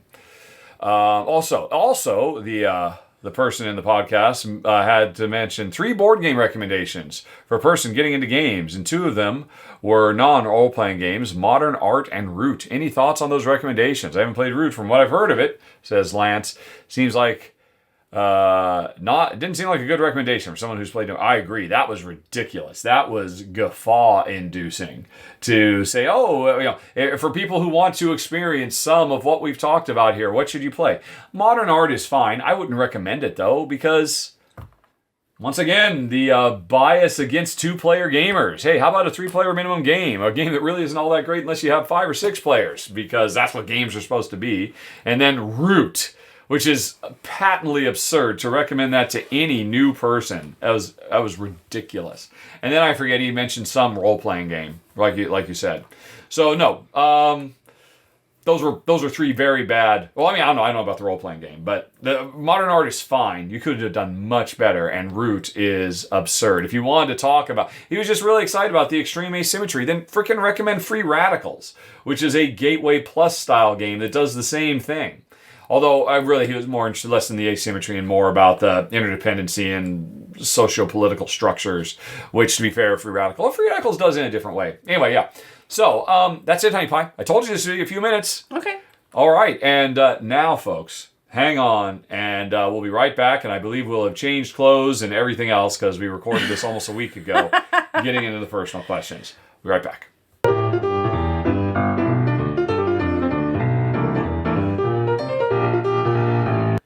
Okay, everybody, welcome back. Here's the situation. I've yet to record the main portion of the podcast. That will come in a couple days when I stream it live. And so I imagine I'll look very different than I do right now. But from your perspective, if you're watching this on YouTube, you're wondering, what just happened? Look at, I am hot and he is cold. Yes. And sorry for folks who are listening, Jen just briefly got on screen to show she is pretty much just stripped down to a tank top and shorts, while I am completely decked out in hoodie, sleeves fully extended, with hoodie up, and hot water bottle on my belly to try and keep me warm in this ice box of a room we have. It's not even an ice box. It's like 68 degrees in here. Jen was gone for 5 hours, and I just tend to leave things as they are, and the house is very cold. But Jen runs a little warmer than I do. Hey, there's one of many personal things that perhaps you'd like to ask questions about in the future, because that's what we're here to do, answer personal questions and answers, and there aren't very many of them. Folks, like I said right at the beginning, or like I will have said right at the beginning of the podcast, please, more questions, the questions at Rahdo.com. Otherwise, you'll get short episodes. I'm thinking this might be a fairly short one. But anyway, Honey Pie. Yes. We're getting to the personal stuff, starting with Andre, who is following up from a topic we had, I don't know, probably last month or the month before. Because Andre thinks immortality would usher in the end of the human race by setting in stone our current way of being. Ooh. Our strength is our ability to change both within and between generations. And actually, Andre goes on about this for quite a while. Ooh. He has a lot of really interesting observations. Wow. Well, since we don't have enough time, we don't have very many questions. You can read the whole thing. It's a long thing. But, okay, here. Okay. On a recent R&R show, you mentioned your preparations for a day when we'll treat aging as a curable disease, at least in the rich countries. I've thought about this a bit, and I'm not sure this is a great idea. I came to the conclusion that the rise and demise of generations are essential to our survival of our species. Mm-hmm. You go now. I'll read the bold stuff. Well, yeah, Andre bolded certain things so that we could, cut to the chase. But, okay, if Jim wants to read the whole thing, we'll read the whole thing. Continuing. We weren't evolved to live long lives, physically or mentally, emotionally. Fixing the physical parts of ourselves to last forever would just provide the body for a calcified brain to inhabit. We become more risk-averse in our old age. We become more set in our ways and resistant to change. Some of us, you and Jen perhaps, stay pliable. You learn new things and change your minds. Most of us, however, don't. Generalized immortality would set in stone a way of thinking, acting, believing that I think might basically usher in the end of the human race's march toward progress. I might be hyperbolic, but I think the point stands. Maybe science and medicine figure out a way in parallel to keep our minds keen, but we're still creatures of learned behaviors. Try this thought experience, says Andre. Actually, before we get into that, I would like to talk about everything he said so far. Well, all right, but... Yeah. No, I want to talk about what he said. I know. Before I lose my thought. Here's the thing. I'm going to lose my thought if we keep Okay, going. all right. Oh, yeah. Okay, it's fine. Go ahead, jump in. Okay, well, basically, I think that if we had immortality, yes, we would become dissatisfied with the status quo. And we would think about ways to make things better because we're going to be here a long time. We don't have an exit strategy. Yeah. Okay. That is a counterpoint. I imagine Andre would say, yeah, people are stubborn. They will refuse. Yeah, but you can only do the same old for so long before you get bored with it, right? Mm-hmm. And once you get bored, you'll start thinking about things in a new way. Yeah. Yes. Certainly, I mean, he talked a bit about, the science and medicine. I mean, it is important to note immortality, which will be a disease that is cured within the next 1,000 years, let's say, within the next few generations, aging. It won't be that, then we all have to be rickety 90-year-olds. We'll all be 20-year-olds. We'll all be 30-year-olds. Because it isn't just the stop of aging. It is basically supercharging our bodies to be able to perpetually repair cellular damage. Which is what we think of as aging. There is no reason that our cells can't continue to work in perpetuity. It's just that they break down over time, and that's what's going to be fixed. That applies to our brains too, as it happens. But it's a commonly misheld conception that we only have a finite number of brain cells. That's actually not true. I mean, that's old wives' tale. Yeah, exactly. That once you lose brain cells, you'll never get them back. Your brain is constantly remapping. Mm-hmm, yep. Exactly. Yes. And continued input does lead to new outputs. But anyway, continue with Andre. But that is a good counterpoint. I've got a few myself. Okay. But Andre would like to try a thought experiment. Imagine every American that was alive in 1948 had lived forever. It was put aside the environmental issue of exponential explosion in population. Here's the question. Do you think the civil rights movement would have happened earlier or later or at all? Or to ratchet this up a bit, imagine a very wealthy American living in 1948 lived forever because surely the wealthy will benefit from the technology more than the rest of us. Is today's crop of human beings worthy of immortality? Can we carry the hopes of the entire species? All right, so there's a lot of stuff there. First of all, to your question about, if they discovered immortality and issues of logistics and everything else were resolved, would we have had the civil rights movement? I would say yes. Yes. Because the people in 1948 who were against civil rights were wildly outnumbered by the people who were for it. And those people are going to be immortal as well. Mm-hmm. It's starting to warm up. Jen actually, before we started filming, turned on the heater, so I'm removing the hood, but I'm keeping my belly warm. I did offer him my nice warm cup of tea. And I probably should have taken it. Because this is very nice. Anyway, though, yeah. So. The same people were going to be involved. The people who were, pushing so hard for the civil rights were young adults in 1948. And the thing is, humanity as a whole is good. And it's hard to understand that. It's hard to internalize that. The vast majority of people are good. Unfortunately, we only hear about the bad apples. Yeah. And also, the vast majority of people who maybe engage in behavior or beliefs that we don't believe of, that some of us consider not good, have the potential to have their minds changed. A big part of, I believe, ka-ching, there's another $25 going to Ukraine. Thanks, everybody, for continuing to support Jen. You might hear a few more of those. It's been going nonstop all day. Anyway. I'm sure I will have talked about that at the beginning of the podcast, what the ka-ching was, which I have not yet to film. The thing is, as we get older, as we age, as we get more set in our ways, you have to ask, what is it about that? Sure, on some level, there is probably something, there's issues physically with the chemical makeup of our brains. But I think there's just as much at play there having to do with... really, what do you call it? What's the word? No.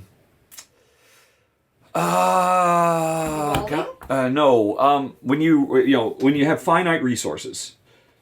The zero-sum game? No, I can't think of the word, but it doesn't matter. The thing is, I think it is. I don't know if it's proven, but I'll accept that it's not outside the realm of possibility that people tend towards more conservatism the older they get. And one might say, that's just because they're more mature. I would say it's because they're getting closer to death, literally. And that changes the way you look at things and value things. If you have immortality in front of you, and this is very important, Because it's not like immortality is the only thing that's going to hit humanity within the next half a millennium, within the next 500 years, let's say. We are going to crack fusion. We're getting closer to that every day. If you follow science journals or just even YouTube channels, we are getting close. I mean, for the first time ever, I believe this year, we have actually triggered fusion reactions that had a net positive. Ooh. That were not, we've been doing fusion for a long time, but it's always consumed more energy than it created. For the first time ever, it's literally created more energy. Not enough to actually be viable, but we're getting closer all the time. And the thing is, when we get to, now you put zero sum in my head, that's driving me nuts. Post-scarcity. It's we, humanity, for the entirety of our existence as a species, have lived in a scarcity mindset where it is easy to demonize or otherize others because there's a finite amount of stuff. There's a finite amount of energy. There's a finite amount of food. There's a finite amount of land, etc., etc. That's going to change as well. When we truly get to post-scarcity, when fusion, when infinite, clean energy is available for everyone. When cultured meat replaces both current industrialized livestock and current industrial, fundamentally changes the nature of industrialized food, vegetables and whatnot too. Well, the hydrolyzed proteins, the sugar, fructose. Yeah. I mean, everything is going to change. Within 500 years, we'll be closer than we can possibly imagine to that Star Trek post-scarcity utopian future. And we'll have more than we won't have transporters, unfortunately. That really sucks. Yeah, but that's dying every time you transport. So depending on how you want to look at it. But we will have unlimited clean energy. We won't have replicators, but we might as well have. We'll be one step removed from it. But we will have 100% automation of every bit of drudgery humankind has ever had to do. And you're right, it will start out with the rich, especially in the Western world. It will, over time, spread to everybody. Just like, India is going through the equivalent boom in their wealth and prosperity of their society that is 50 years, 100 years behind the West, right? But they're going through that now, and that's going to spread beyond that. It's going to be spreading through Africa. The same. I mean, there will come a time within a generation or two where Africa has as strong and robust and healthy an economy as the United States does, or Canada does, or Europe, or what we think of as the West. That's going to spread, and so will this infinite clean energy. So will the apple of immortality. It will eventually get to it. And I'm not saying there is not going to be an adjustment period. And there's not going to be a time where we have to deal with haves and have-nots. And that will actually spur violence and it will spur inequality. But we will have time and we will get through that. I mean, the very thing you look at is cell phones. Yeah. The spread of cell phones. Oh my gosh, that's a wonderful example. Yeah. Imagine a Chinese farmer in the 70s imagining that their children would have the sum total of all human knowledge throughout all of history in their pocket at all times. Yeah. And that they can look at and they can and they can communicate with anybody anywhere in the world instantly. Yeah. That's the height of science fiction, but we take it for granted now. Well, let alone, I mean, we saw cell phone use in Africa when we were there. Oh yeah. This is how people are able to make a reasonable living now. Yes, using exactly, that technology. So why wouldn't everything trickle down and make everybody's lives better? I mean, we're not proponents of trickle down Reaganomics, not at all. No, not Reagan. But I'm just saying everybody's gonna get it. Just because we, Jen and I, in the late 80s or the early 90s, we had a brick phone. We certainly did. We did. We couldn't afford to use it. We pretty much just kept it in the car in case the car ever broke down. And it had like a 60-minute battery. Yeah, it's something ridiculous like that. But fast forward less than 50 years. And imagine, if you want to imagine something, imagine the transformative power of what we now think, what is so commonplace in our lives. And it didn't take that long for it to spread everywhere. And I believe the same thing is going to be true here. Back to your 48 experiment. Another thing, Right. Again, my point would be there were more people on the side of the angels fighting for inclusivity and equality than there were those fighting against it. But you have to analyze, why was anybody fighting against it? Again, scarcity. Yeah. I got mine, Jack. If black people get equality, they will come in and take my stuff. But you can't go to any society where steps are taken. I mean, you can go to any small town in Texas where the prevailing wisdom is, oh my God, immigration is destroying this country and white flight and all of that kind of stuff. You go to any town, no matter how red or conservative you might want to consider it, you will find people in there who say, oh yeah, no, I'm talking about the other Mexicans. The ones in our town, no, they're the good Mexicans. Because people took the time to learn and know people. Yep, get to know Given enough time, that will spread. Now, here's another fundamental actor in all of this. Climate change. Because I'm pretty positive and bullish about a lot of stuff. We are well behind the 8 ball on climate change. Climate change is going to set us back. We are not moving fast enough. We will not move fast. I tend to like to be very positive, forward thinking about, but I'm not about climate change. But let's try to put a silver lining on that too, because the realities of climate change are rural living is going to go the way of the dodo. Everybody's going to have to, it's going to be standard that everybody lives in cities. If you want to cut to 2,000 or 3,000 years from now, the entire planet Earth is going to be the planet Coruscant from Star Wars. Our planet is going to be from stem to stern, one gigantic city. Especially with immortality. Exactly. But we will eventually colonize Mars and we'll spread out. But that is the inevitable future. And in part, that is because we are past the point of no return.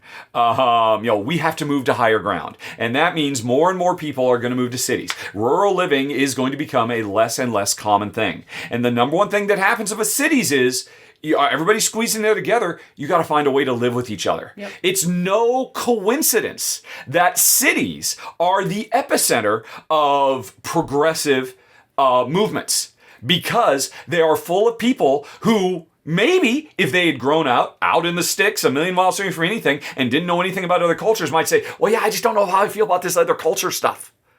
That is the inevitable future. And it's a bad future that we are basically roasting our planet. It's a future that's going to change everything. 200 years from now, Canada is going to supplant us as the world superpower. And Russia, if they can make it, if they don't self-implode, which is what they're doing to themselves right now, if they could have just stayed on a steady track and not, gone off the deep end, it was poised to be Russia and Canada. Russia ultimately, because everything's going to melt. Russia's going to have all the open waterfront they could ever want. Well, and arable land. Yeah, they're going to have more arable farmland than any society history has ever had. Canada too. So everybody's going to be moving north. Everybody's going to be, in cities. Everybody's going to be all up in each other's business. That will be problematic. Okay, but let's talk about, say, back in the day in Istanbul. Let's talk about back in the day. Yeah. I'm sorry, where? Istanbul, Istanbul, not Constantinople. No. So, all right, I've now warmed up enough that I can remove this from my belly. I think I've self-fired myself up a little bit too. Anyway, I'm sorry. You've definitely got your blood moving. Yeah. But, okay, say in the 1200s, when people were meeting in Istanbul and great minds were working together. That is what's going to happen with cities too. Yeah. Oh, yeah. Yep. That is what we are looking forward to. And those people all got along together because they had a common a reason to get along. Exactly, yeah. Your point about, the wealthy are assholes. Oh, sorry, I try not to curse on the channel. Sorry, everybody. Sorry, apologies. The wealthy can be, but the wealthy can be altruistic too. Yeah. I know a lot. there's a lot of ridiculous conspiracy theories about Bill Gates. It's absolutely absurd. Okay, well, let's talk about Warren Buffett. He's a real guy. Yeah. But I think the reality is, yes, there are wealthy people who do have everyone's best interest in mind. And honestly, even the ones that are quick and easy to vilify, it all stems from, we have to get more money because there are finite resources. Imagine, that's what drives conflict in board games. We're all board gamers. Mm-hmm. What drives conflict in board games is there are finite crops, there's finite energy, there's finite whatever it is, land, etc., etc. When we get to the point where it's truly ubiquitous and no one wants for anything, that's a fundamental change. Now, it's gonna be a huge adjustment. The biggest thing has nothing to do with any of this, though. I think the most challenging thing for us as a species to address and come up to is letting go of the shackles of puritanical work ethic. That's a hard one for me. Oh, yeah. I mean, it's not just you. I mean, what did you just happen? I don't know. Are we still recording? Yes. We're just crashed. That's very strange. Let's try to open the file again because we need to talk about these questions. But anyway, what was I just saying? I totally forgot what I was just saying. We were talking about puritanical work ethic. Podcast. Right, there it is. All right. So the work ethic, it's been so drilled into us. Again, it goes all the way back to the beginning. Your worth as a human being more than anything else in all societies for all of history, with a few exceptions here and there, has been what can you generate, what can you produce? Yep. In a future where you do not have to generate or produce anything, that's going to be very difficult for people to find meaning and purpose because we do still need to have meaning and purpose. Now, the answer to that is it's around all of us. Our meaning and purpose is each other, is lifting everyone else up, is bringing light and joy to each other. It is creating for the act of joy of creation, not for the accumulation of wealth in a scarcity focused world. Yep. When we are post-scarcity, everything changes. Yep. And right around the same time, we become immortal too. And I don't know, there must be some science fiction that really kind of addresses this. I've never seen it. Because again, mix into all that, whether you like it or not, automation is going to take everybody's job. Everybody's job is going to be gone, given enough time. And so we will have to, recognize, well, what are we going to do with ourselves? Because we will literally live forever. And this is, it will be the problem of, again, you jump 2,000 years past that, it'll be the single biggest jump we've had to make as a species and figure out. Because there will always be pre-scarcity and post-scarcity world when everything changed to the very, DNA of our existence. All right, anyway, so, that's why the fact that all these things are inevitable. The only thing that can stop all this is freaking nuclear war. That's Annihilation. It. Yeah. Provided that does happen, and hey, it could, but provided we can make it through that, this is our inevitable future as a species. And so we will have to change and adjust. And we will need pliable brains to do it. Right. Let's see. Where are we? Okay.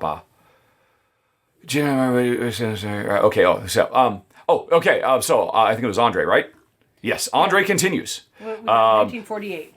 His right. question's about 1948. Oh, no, did you have something more to say about 48? No, I just was trying to jog your memory. Right, okay. Vampire novels, continues Andre, often talk about the burden or curse of immortality, the drudgery of it all. So even if the human race could be saved from our own stasis, would you really want to do it, asked Andre. And then he adds, by the way, I just find this topic fascinating to think about. And I don't mean to harsh your ideas at all. I just wanted to provide a counterpoint and hear your thoughts. Oh, you got my thoughts, man. Oh, yeah. This is what gets me through the day, is thinking, if you're here, you must be familiar with my show. I am an implicitly positive person. I always have been. I always try to find the best in everything. I try not to complain. I'm human. I complain a fair bit. I'll have my whiny bitch sessions occasionally, but I try really hard. Oh man, I'm getting all kinds of sassy. Sassy Molassy. Normally we film this in the morning, but Jen, like I said, she was gone for 5 hours, and we're doing this late at night, so relatively late at night. Well, it's 4:45. It's almost 5 o'clock. It's That's late for us. But this is when we shut down for the night time. Anyway, Okay. so I'm getting a little loosey-goosey. Yeah, you're right. I mean, that is a common trope in vampire magazine or vampire novels. I don't think it's actually. Yeah, but those vampires are living a crap life. Yeah, they're living in the same world that I'm just talking. We will evolve beyond. Yes, and also they have very restricted lives. Mm-hmm. Of things sure. that they Oh, can yeah, do yeah. Or I mean, want to do or must do. Yeah, can never see the sun. Yeah. Are forever doomed to lose their relationships with those that they love. I mean, there's all those common tropes that fall into it. I mean, those do not apply. And in the same way that science fiction routinely and habitually fails to recognize and bring into their fiction the true impact of automation. I would say vampire novels also fail to dig a little bit deeper because it's easy because it creates drama and conflict. So that's kind of where I'm at. It's fascinating, Andre. Thank you for your question. They were very interesting observations. Do you have anything more to say on it, Honey Pie? Well, I guess I would like to talk about when end-of-life issues might happen. Mm-hmm. And if we were immortal and we had flexible brains, maybe we would decide instead of whatever the time of our cells is that makes us die.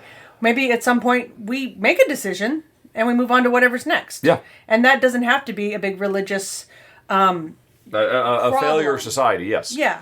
Yep. It can just be, I've lived this life. Nor does it have to be some apocalyptic dystopian Logan's Run. Everybody must be eliminated when they hit 30 or 3,000 or whatever it might be. There was that Star Trek episode, too, where, remember, they were having war and they drew by lottery and people would just... Yes. Yeah. So, good Star Trek reference. Thank you. Yeah. Because they'd agreed not to have actual war. Yeah. But still people thereby making sure it continued forever, yeah. Because they just... anyway, so that's kind of where I'm at. I mean, it's not that this immortality thing is happening in a vacuum. I suppose if we had become immortal 1,000 years ago, we'd be in trouble. Because we'd still be in a scarcity-based world. Or maybe we would have solved this 800 years ago. Yeah, maybe. I mean, I tend to, the fact that it just fundamentally causes everybody to rethink, because again, they're in this post-scarcity world. I don't have to drive a truck anymore. I don't have to flip burgers. I don't have to do accounting work. I don't have to file my taxes. I don't have to take tickets at the at a movie theater. I mean, when you're freed up and you realize, what am I going to do? And you have to go through it's hard for us. For our children's children who have grown up in a world where there is never anything expected of them other than just fulfill your own life goals. Look inward and decide what it is you want to make you happy and do it. That's unthinkable to us. That's inconceivable to us. 1,000 years from now, that's going to be the norm. Yeah, you don't have to work for 30 or 40 years to create a 401k that you can retire on and finally do what you want to do. Yeah. Yep. Yeah, exactly. Alrighty, so we're moving on to Gerald, who wonders, for Gerald, is an invasion of Ukraine or a Middle Eastern country are both psychopathic, but they're portrayed differently in our media. Why do I think that is? Obviously referring to Ukraine as opposed to all the other terrible things that are happening at all times. Yeah. So really, it's a question of what is different about Ukraine. I mean, one thing that's certainly different about Ukraine is it's not a civil war. The vast majority, any given time, I saw a video about this the other day. There's about 60 armed conflicts going on of significance on the planet. Where there's over, I forget what the metric was, over 500 people a year dying. That's like defining, it's going from just a brouhaha into an actual armed conflict. There's 60 of them, or 59, I believe it was. And Ukraine is one of them. The vast majority of them are held within internal borders. And it's very, very easy for the rest of us to look at it and say, okay, they got to work that out. In the same way, it's very easy for us to, hear shouting in a house. And I hope they work that out. But it's much easier for us to say, people in one house are literally shooting at people in another house. We're probably a bit more inclined to call the cops. As opposed to, there's a family inside that one house having an argument. That's really, I think, it is reductive and unfair to, talk about, such human suffering on such a grand scale and break it down to something so simple. But I do think that's kind of what it is. When it's a civil war, it's like, they got to work that out themselves. Here's the deal. Or we don't understand the cultural reasons that it's going on. Exactly, yeah. What? China. You look at what they're doing with the Uyghurs, and it's terrible. It's horrible. Forced labor camps, trying to literally eliminate their culture. But it's all internal. And so, for the most part, the world just said, well, that really sucks. Maybe we should do some sanctions. Maybe we should try to bring them to the table. But, that's something they got to work out themselves. The day that China invades Taiwan, boom, that's a whole different can of worms. And I suspect you would see a worldwide response not dissimilar from the day that Russia decides to, it's like a completely sovereign country. Yeah, we're taking it. It's ours now. That doesn't happen that often. That is much rarer, especially if the aggressor is one of the world's thermonuclear powers, which adds a whole extra thing. So I think that's the difference, and why you see the ongoing strife in Ethiopia. I mean, geez, it's terrible that estimates are anywhere from 2,000 to 10,000 people have died so far in Ukraine. Certainly more like probably 20 or 30,000 people if you actually spread this back to the invasion of Crimea and all the rest of it, right? That's nothing. There's estimates that in Afghanistan this year, 1 million children will starve to death. Oh my gosh. Because of the Taliban. What do you know? It turns out they're pretty incompetent at actually meeting the needs of their people. And what do you know? There's still insurgency going on. And what do you know? A worldwide embargo against the country hurts the people. Yeah. And that's great if the people can actually do something about it. But if they can't because they're under the thumb of a brutal regime. So yeah, I mean, on one level, Ukraine has nothing on the suffering that's going on there, or Yemen, or Syria, or whatnot. But again, those are internal conflicts. Really, I think the only one you could really point to that ever really appears on the world stage is Israel-Palestine. But that's like a whole different thing. That is an ongoing occupation. But don't forget, last year, when things flared up, I mean, it gets more attention than the average outbreak of civil war in Ethiopia or whatever it might be. Another nuclear power, though. Yeah. So I really think that's what it is. If this were all about Russia doing really horrible things to their Siberian population, doing just as bad a terrible stuff as what they're doing right now, but it's just internal, I think the world is like, oh, that really sucks. Hope they figure that out. But it's when they cross their borders. And again, that happens in other places too. I don't mean to diminish, but not on this scale. Again, as many people point out, not since World War II have we seen anything quite like this. And that's why it's getting different coverage. All right. At least that's my opinion. Alrighty. Continuing on, Gerald says that he hopes my utopian world is something we can achieve. Because Gerald could do with some inspiration at a time like this. What makes me keep the faith in that idea when the more efficient we get at technology, the more efficient governments are at killing people, instead of evolving into Care Bears after thousands of years, people like Queen Victoria, Putin, Bush, and others currently in power in Asia, Africa, and South America keep popping up, surrounded by like-minded people. And most of their population, quote, supports the troops. And you threw Queen Victoria in there because you want to say, a quote from Queen Victoria, if we are to maintain our position as a first-rate power, we must be prepared for attacks and wars, somewhere or other, continually. It's what I was just talking about before. Scarcity. The sum total root of all of humanity's conflicts comes from the fact of, oh, you've got something and I don't. I want it. Or, oh, you're coming for what I have. Get away, you can't have it. I cannot stress what an fundamental change it will be. I mean, people always talk about, oh my gosh, when aliens come, what will it do to humanity and how it will combine? No, it won't. It'll just be, we're already seeing, UFOs. The government's saying, yeah, look, here's all the evidence. They exist. There are aliens. They visit us. And we're like, whatever, who cares? Because people can't care about that. People can't care about anything beyond their immediate needs and their family's needs and their friends' needs, because we live in a world where if you get off that treadmill, you'll die. And your family will die. When that goes away, and that's why I'm such a huge, we don't have to wait until fusion. We can get there much quicker with UBI. America is still the richest nation, the most powerful nation in the history of humankind. There is more than enough housing for every homeless person. There is more than enough food thrown away every day in dumpsters to feed all of our homeless. No one has to suffer. We just have to fundamentally rethink a world that we were born into, that our parents and our grandparents and our great-grandparents, going all the way back to when we were, doing cave paintings and, saying, oh, well, crap, they're coming for our land. We have to kill the other tribes or whatever, or wipe out the, Homo erectus. Hey, let's get rid of them. It's in our DNA because there's only so much food. When there's infinite food and infinite power and infinite water and no one wants for anything, I could be wrong. I could be wildly naive. But I think it gets to a point where, don't get me wrong, it won't instantly do it, but it will fundamentally. I can't keep hoarding.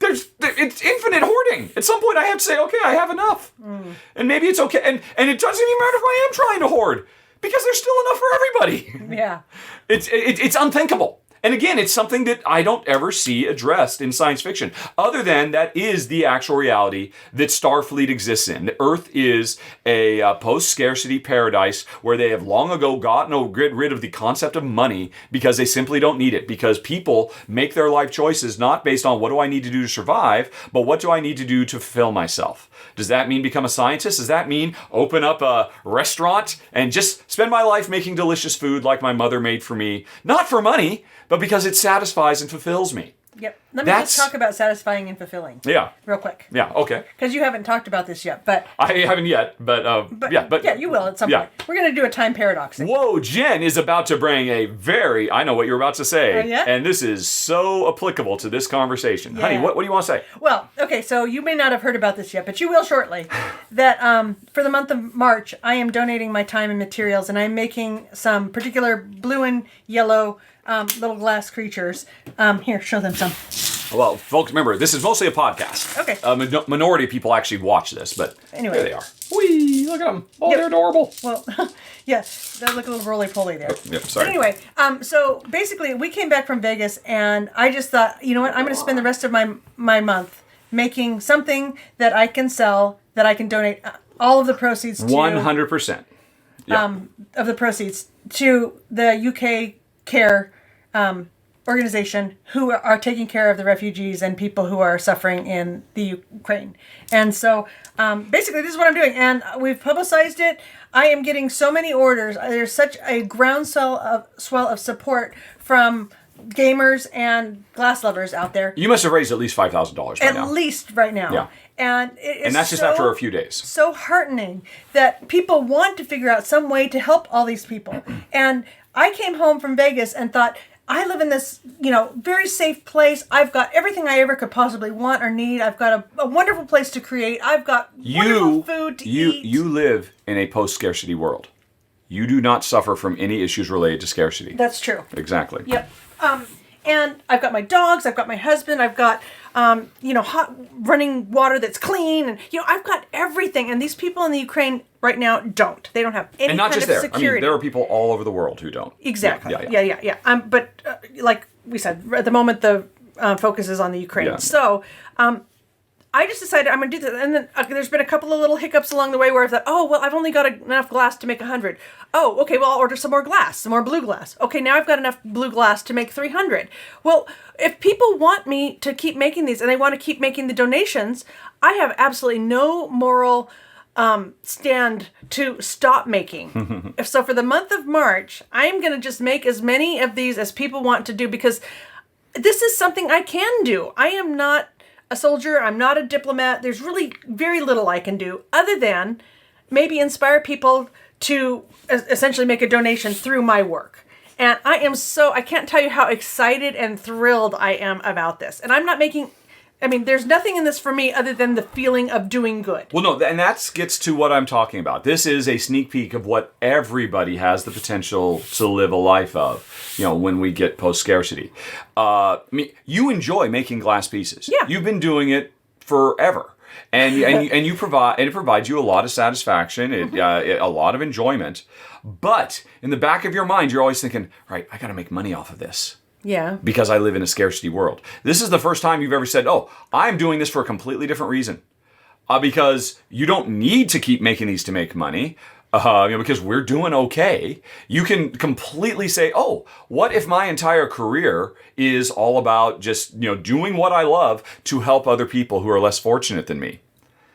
That's the future I'm talking about, that everybody will have access to, that people can make choices based on that instead of based on, right, what do I have to do to make sure that in my old age I won't starve and die? And you're living that. And you have talked to me about this a bit, how it's just like fundamentally changed your perception of what you've already been doing for decades because you're doing it from a completely different point of view. Yeah. It's, So that is the reality. Yes, you're right, Gerald. We get better at finding ways to kill people. We also get much better at finding ways to help people. And you just can't fall into the trap of media, of it bleeds, it leads. It's much more clickbaity to talk about all the cool new ways we find to kill each other. Nobody clicks on the articles about all the new ways we find to help each other. But the number of ways we find as a society every day to help each other so radically outnumbers the number of ways we find to hurt each other. Because at the end of the day, nobody wants to. I mean, that's, you can read, there's lots of studies. It's a really common problem for armies to get their soldiers to willingly pull a trigger. And this goes all the way. I mean, World War II, lots of those G.I. Joes were firing their guns purposely missing because they just couldn't bring themselves to kill somebody because it's not hardwired into us. I mean, it is something we have the potential to grow beyond. But nobody talks about that because that doesn't help ratings. And because you need ratings in a scarcity-based world where I got to make sure I hit my monthly quota of viewers so I can get my bonus so my kids can go to college, etc., etc., etc. It's so hard to think about unplugging from what has driven us as a species for literally hundreds of thousands of years. You want to put them over here, anybody, if you want them, or you have to put them right here. Yep. For literally hundreds of thousands of years, but it will happen because we are getting closer every freaking day. And we're taking steps back. We're having missteps. It's often a 2-step forward, 1 step back. But I'm not even going to say that. It's always been, for us, for the entirety of human history, 2 steps forward, 1 step back. Only very rarely has it ever been 1 step forward, 2 steps back. If you pull back far enough and look at the grand picture, we are always moving forward, even when we can't see any evidence of it anywhere. You got to go looking for it. And that's just an unfortunate side effect of a bleeds, it leads, scarcity-based mindset that we all live in. But someday we will all be able. And Jen is an experiment. Jen has said, hey, I'm post-scarcity. I'm making all these things for a completely different reason. Yep. And it has nothing to do with food in my belly.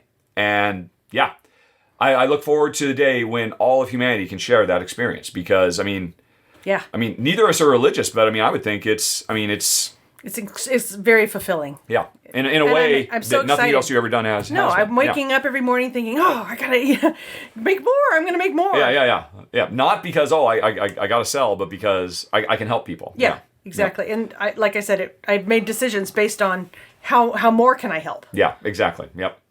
Okay. Moving on, Andrus completely changes the topic and goes pop culture. What are Jen's and my most favorite movie or most anticipated movie and TV shows for 2022? I don't know. I don't know anything. You are totally our entertainment director. Well, first of all, movies, I'm just going to skip. Honestly, I don't care. I so don't care about movies anymore. Oh. I'd be fine if I never see another movie for the rest of my life. Really? TV is so superior to movies now. I just don't care. What about the Avenger people? That is one long TV show. The Marvel Cinematic Universe is the most highest budget TV show in history, and it's just you have to wait a while to be able to see the next episode. It doesn't come every week. It comes like 3 times a year, but they're all just episodes in a long-form serialized TV show. But it's one of the reasons it's so successful because it's emulating what is so great about. So okay, tell you what. Let's go over to the browser. Although I remember most of you are listening, I'm going to go to nextepisode.net. which is the a great website. It's one I don't have to pay to use, but I do pay just because I use it so much. Because it is so hard now to keep track of TV shows I care about on a million different streaming platforms and all of that. So this is just a really great thing. I mean, what's... Right, so, okay, let's go to my watch list, my more full hardcore watch list, sort by upcoming episodes, and I believe, isn't there there's something I can do, let's see, channel status, all right, I believe there's some place I can say, hey, I just want everything that's for 2022. Oh, can I not do it because the picture's not big enough? Oh, I know I can do this. I've done this at one point in the past, because you're not the first person to ask, but this isn't fun to watch me try to figure it out, so I'm going to pause for a second. Okay, so I went into next-episode.net, which I use all the time. I'm constantly checking it. I mean, every day I check it to see, oh, what new show started today? Oh, that's interesting. Let me watch the trailer of it. Oh, I should mark that as something that I want to keep track of. Just because it's just too much. Because I love TV so much. Anyway, so I'm looking at my watch list, and right now I have 4 shows that have yet to launch. So, Life and Beth on Hulu, a new comedy with Amy Schumer. Why was I interested in it? So it wasn't because of Amy. There's one of her co-stars. It looks very good. I mean, I like Amy Schumer, but I can't remember who else was on it. Oh, that's going to drive you nuts, though. All right. Oh, now I've gone. Oh. There we go. All right. So, once again, sort by. There's been recent episodes and in development. All right. So, these are just ones. Wait, no. I want recently. Oh, man. I just had it and I lost it. Hold on a second, folks. All right. Anyway, I can't find it. But I'm interested in that one. But basically, there's a bunch of Marvel stuff coming. Moon Knight is coming, so I'm excited about that. Obi-Wan Kenobi, Honey Pie. Yes. Jen has not had any interest in any of the Star Wars TV shows. She watched the first episode of Mandalorian and said, yeah, that's gross. I want nothing to do with that. And she didn't even bother to look at any of the other stuff. Or what's it? The Boba Fett. Because why? But honey, are you at all interested in Obi-Wan Kenobi, considering it's Ewan McGregor? I like Ewan McGregor. Playing, and it's basically set between the end of the Star Wars prequels when, the Empire rose and he had to go on the run, and he basically grew into be the old hermit who watches over Luke, and eventually grows into Alec Guinness. So this is basically a TV show that stars Alec Guinness. I think it's only 6 episodes long or something like that, and it covers that time span between the movies. I might take a look at that. She might watch that. Now for Jen, that's saying something. That's a high level of enthusiasm for her. I like Ewan McGregor. Yeah, Ewan McGregor is great. He is, long way round. Yes, Ewan McGregor is long definitely, he is living a post-scarcity life, and he is doing great things with his life. If you don't believe it, just watch Long Way Up, Long Way Round, all the shows he's done over the years. Man, he's a model for what all our lives could be eventually, which is why I'm, excited for the future. Let's see. So, that's upcoming. Let's see. In development. Of course, there's more Star Wars shows. For the most part, I don't care. More Marvel shows. That's all very, very cool and exciting. And, but this is all like way off in the future because, there's not even trailers for it yet. This is all in development. There's a show called I Am Groot, Honey Pie. Would you want to watch I Am Groot, maybe? I think I know what he's going to say. Yep, yeah. But Miss Marvel, I'm excited about that. But anyway, those are far off in the future. We're just talking about more immediate stuff. Upcoming, let's see. What is running right now? Let's see. Let's just actually talk a little bit about the stuff Jen and I watch. Because this comes up all the time. Let's make this a definitive. What shows do we watch? Jen loves reality shows like Arctic Vets. Yep. She loves shows about people helping animals. I love news comedy stuff like the Amber Ruffin Show. Marvelous Miss Maisel, I'm very excited. Jen has maybe decided she wants to bow out with this new season after watching the first episode. There's Full Promo with Samantha Bee. Severance. What are you thinking about Severance right now, honey? We just started watching this. If there's only one channel I could subscribe to, it'd be Disney Plus because of all the Marvel stuff. If there were 2, it'd be Apple Plus. Severance. Don't actually, if you're watching, do not read the description of Severance. Watch the first episode going in absolutely knowing nothing. Because remember, the first image you see is the woman waking up yes. Yeah. I mean, you want to go in this show if you can, knowing absolutely nothing about it. And then give it the first episode and see if you're hooked or not. It's kind of a grim show. Jen generally doesn't care for grimness, but I mean, you're still watching, so you're into it, right? I'm just completely intrigued by I'm hoping, because it's a little slow at the moment, and I'm hoping it's gonna... Let's see. This hasn't. I'm excited about The Last Days of Ptolemy Gray, about starring Samuel L. Jackson, about a man who suddenly gets all of his memories back in the final days of his life and how it changes his life. Seems like a very positive and upbeat show. I tend to like that kind of stuff. Oh, well, maybe I'd like it. Maybe. Okay, maybe. We like Resident Alien. That's great. Very funny. Although, I don't know, you're not looking at me with a, yes, I agree, Resident Alien is awesome. I liked it better last season. So far this season, I've just kind of been, meh. Wow, I think it's fantastic. Star Trek stuff, Picard starting. I gotta say, we're about to the end of season 4 of Discovery. I think this is the weakest season it's been. I have not been enjoying it. Actually, season 2 was the best. I love season 1. Season 2 was amazing. Season 3 is like, meh. And season 4 is still fine. It's still Star Trek. I'll still watch it, but not that excited. We're always up for Survivor. We haven't finished. We're about to finish Australian Survivor. U.S. Survivor is starting. We're excited about that. What's with all these new dramas? The Dropout about the Elizabeth Holmes, who was the scam artist who made or was promising to make the medical equipment. I mean, I guess I'm interested because, they're prestige shows. They're going to be really interesting to make, but I just don't know I care about, let's really dive deep into a scam and a failure and negativity. So I don't know if I'm actually going to watch that, but I'm sorry, you were about to say something? Well, I think it's just that people know a little bit about it, so they think they've got some viewers already. Yeah. The problem with Jon Stewart, of course, he spawned all of, what I really enjoy for ironic, sarcastic, maybe the world's going to hell in a handbasket type stuff, but let's laugh about it on the way down. Maybe there's a little bit too much pessimism in these shows, but I mean, the problem with Jon Stewart, he's bringing on expert people. He's actually trying to approach things in a positive way. Let's see. Jen loves Phil and Kirsty Love It or List It, and I love Better Things. And we haven't watched the end game yet. I keep waiting, we're going to watch this, and we just never watch it week after week. After we get done with some other things. I don't know if it's any good or not. I suspect we'll watch the first episode, so I'd say we'll pass. But The Gilded Age, the new Downton Abbey set in America from Julian Fellows, this has been fantastic. Yep. Oh my gosh, it was the last episode, the most recent one, where electricity came to the city. Yeah. I mean, geez, everything we're talking about, being able to see firsthand how transformative that was in a really powerful way is, what we are living through. And I am certain any number of people in turn of the century New York, if you just ask them, humanity has never been worse. Everything is horrible. It's all going to hell. And because they couldn't step back because of the scarcity mindset they were in, say, look at what miracles are happening around you every day. And it's hard for us to do that today. It's always been hard. Let's see. There's Australian Survivor. Billions. I have really enjoyed the new season of Billions. It's been such a step up. It was so passé, but this is a show that's always been about. I'm talking to Jen. Who's never watched it. Basically, a battle of wits between a New York district attorney, bulldog, and a rich hedge fund manager who is the epitome of greed and all that.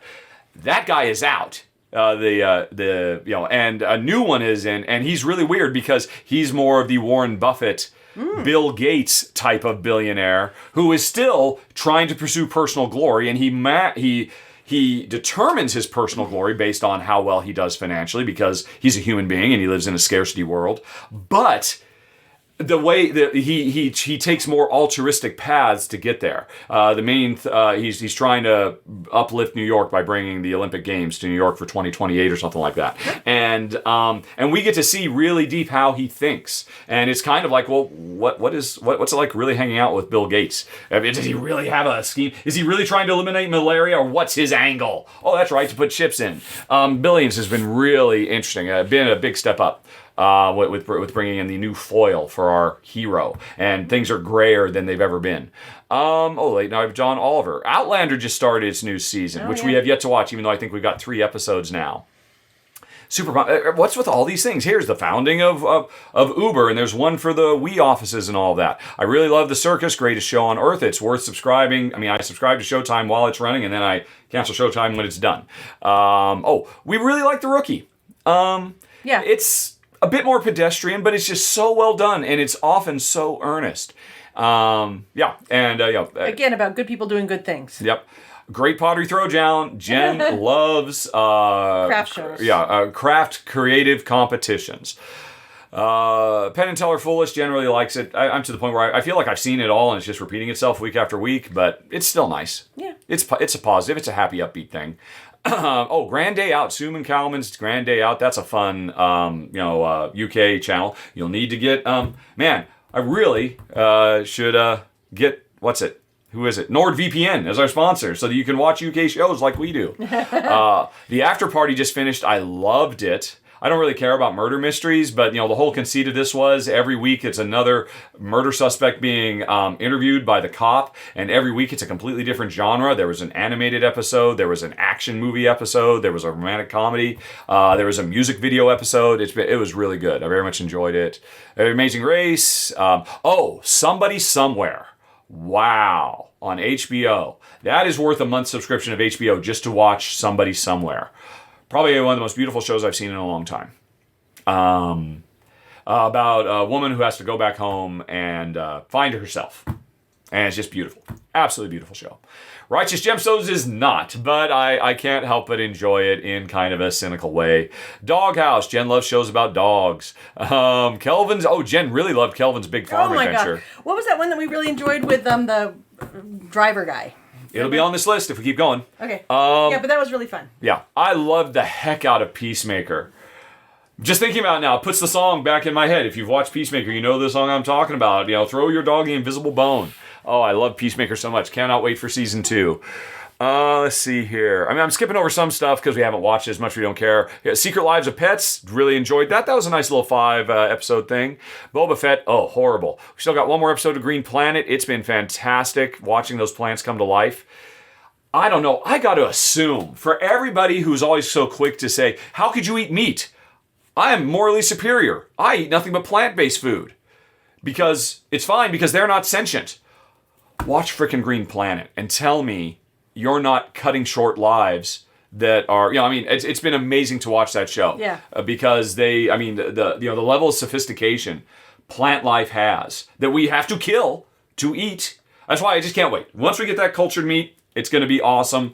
I think once cultured meat really breaks through, we will not only look back at all the barbarism we visited on cows and pigs and chickens and all the rest of it, we will look back at the barbarism we visited on plants too. Like how the insane level of genocide of these living creatures who are different than us, but that doesn't mean they aren't deserving of life as well. That's why we need that cultured meat, basically lab-grown meat that can be mass-produced and will just fundamentally change humanity. And it's another brick in the whole, because we will have infinite energy. And all we have to do is just convert that energy into food and cut out all the middlemen of suffering of any living creature. It's amazing. That is our future. That's where we're going. That is how, I forget who it was who asked, that's how I can still be positive. Because I know these things are happening. Let's see. Mustard Dogs. I haven't watched that. I just discovered this the other day. Yeah. It's about Australian sheepdogs being trained to be sheepdogs. So I know. I like that. Yep, and we'll have to bust out the NordVPN because that's not ABC. I think it's Australian ABC. That was fun. Oh, you really like Sue Perkins' Big American Road Trip, another UK show that you'll... Of course, you're in the UK, you can watch it. But if you're anywhere else, you'll need NordVPN or some other VPN to watch it. I have not watched the next to the last season of Ozark. I'm kind of waiting for the last one. I'll just watch the whole thing all the way through. And I have not watched Yellow Jackets yet. Or have I? I'm looking forward to it. Let's see. Boop, boop, boop. And some things we just haven't watched here. Cobra Kai, I watched the first season, and I just didn't... I know everybody loves it. I just didn't have any... I guess I didn't have any affinity for the subject matter. Staged, a BBC show, is so fantastic.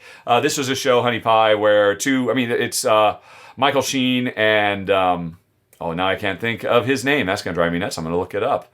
Doctor Who. Barty Crouch. I just picture right here and I can't think of his name. Yeah. And they didn't actually put his name here in the list. Oh, no, David Tennant. It's literally the entire show is them talking over Zoom, trying to do rehearsals for a play that they're hoping they'll be able to put on if COVID restrictions wane. Because it was like, and it's just the whole thing was just filmed and it's hilarious. Not the kind of hilarity you would like, but it's so good. Cannot recommend Staged enough. Probably most people haven't heard of it. There's more Phil and Kirsty with location. I will always love Curb Your Enthusiasm. So sad Travel Man is done. Loved Travel Man. Jen really loves the new All Creatures Great and Small. She's been enjoying that. I will always love Always Sunny in Philadelphia because I do very much enjoy kind of bitter comedy, which is weird. Completely inconsistent. Everything I've said about myself. And MacGruber. I love the season of MacGruber. Peacock is free. There's nothing stopping you from watching it. And Ted Lasso, the greatest TV show of all time. Yep. That was really awesome. Succession was fantastic. Let's see. And what else? I mean, these are all just things I've marked. Some of these I've watched, some of these I haven't. Oh, Jen. Oh, yeah. I was just talking to Morning about that. Oh, yeah. Another, Jen loves crafting competition shows where artisans come together and do the best work they can in incredibly time-constricting, crunch, stress-induced things. Yeah. And somehow she just really enjoys that. Just enjoys watching all those people go through all their stress. And then there was a Handmade, Britain's Best Woodworker, another one she loved. That's cool. Let's see here. I really dug Masters of the Universe Revelation. I know, and Solar Opposites is great. Not quite as good as Rick and Morty, but so amazing. Maybe almost as good as Rick and Morty. Let's see here. I really liked Foundations. Did love it, liked it. The Great. I mean, that show is so amazing. It's about Catherine the Great. It's a comedy. It's a dark comedy. Jen should hate it, but she keeps watching it because it's so good. Yep. Even though it's just nothing but the worst of humanity, and yet at its heart, it is strangely upbeat and optimistic. I just spilled some water, no big deal. Yeah. And then Rick and Morty, Making It. Honey, do you prefer Making It Australia or Making It US? I don't know. Maybe we're done with Making It, folks. Maybe I need to remove it from the watch list. Yeah, that didn't sound very off. It's just not. It's not as professional or high level as the other craft shows. Oh no, it's very professionally done, but it's done in a very different voice. Sure.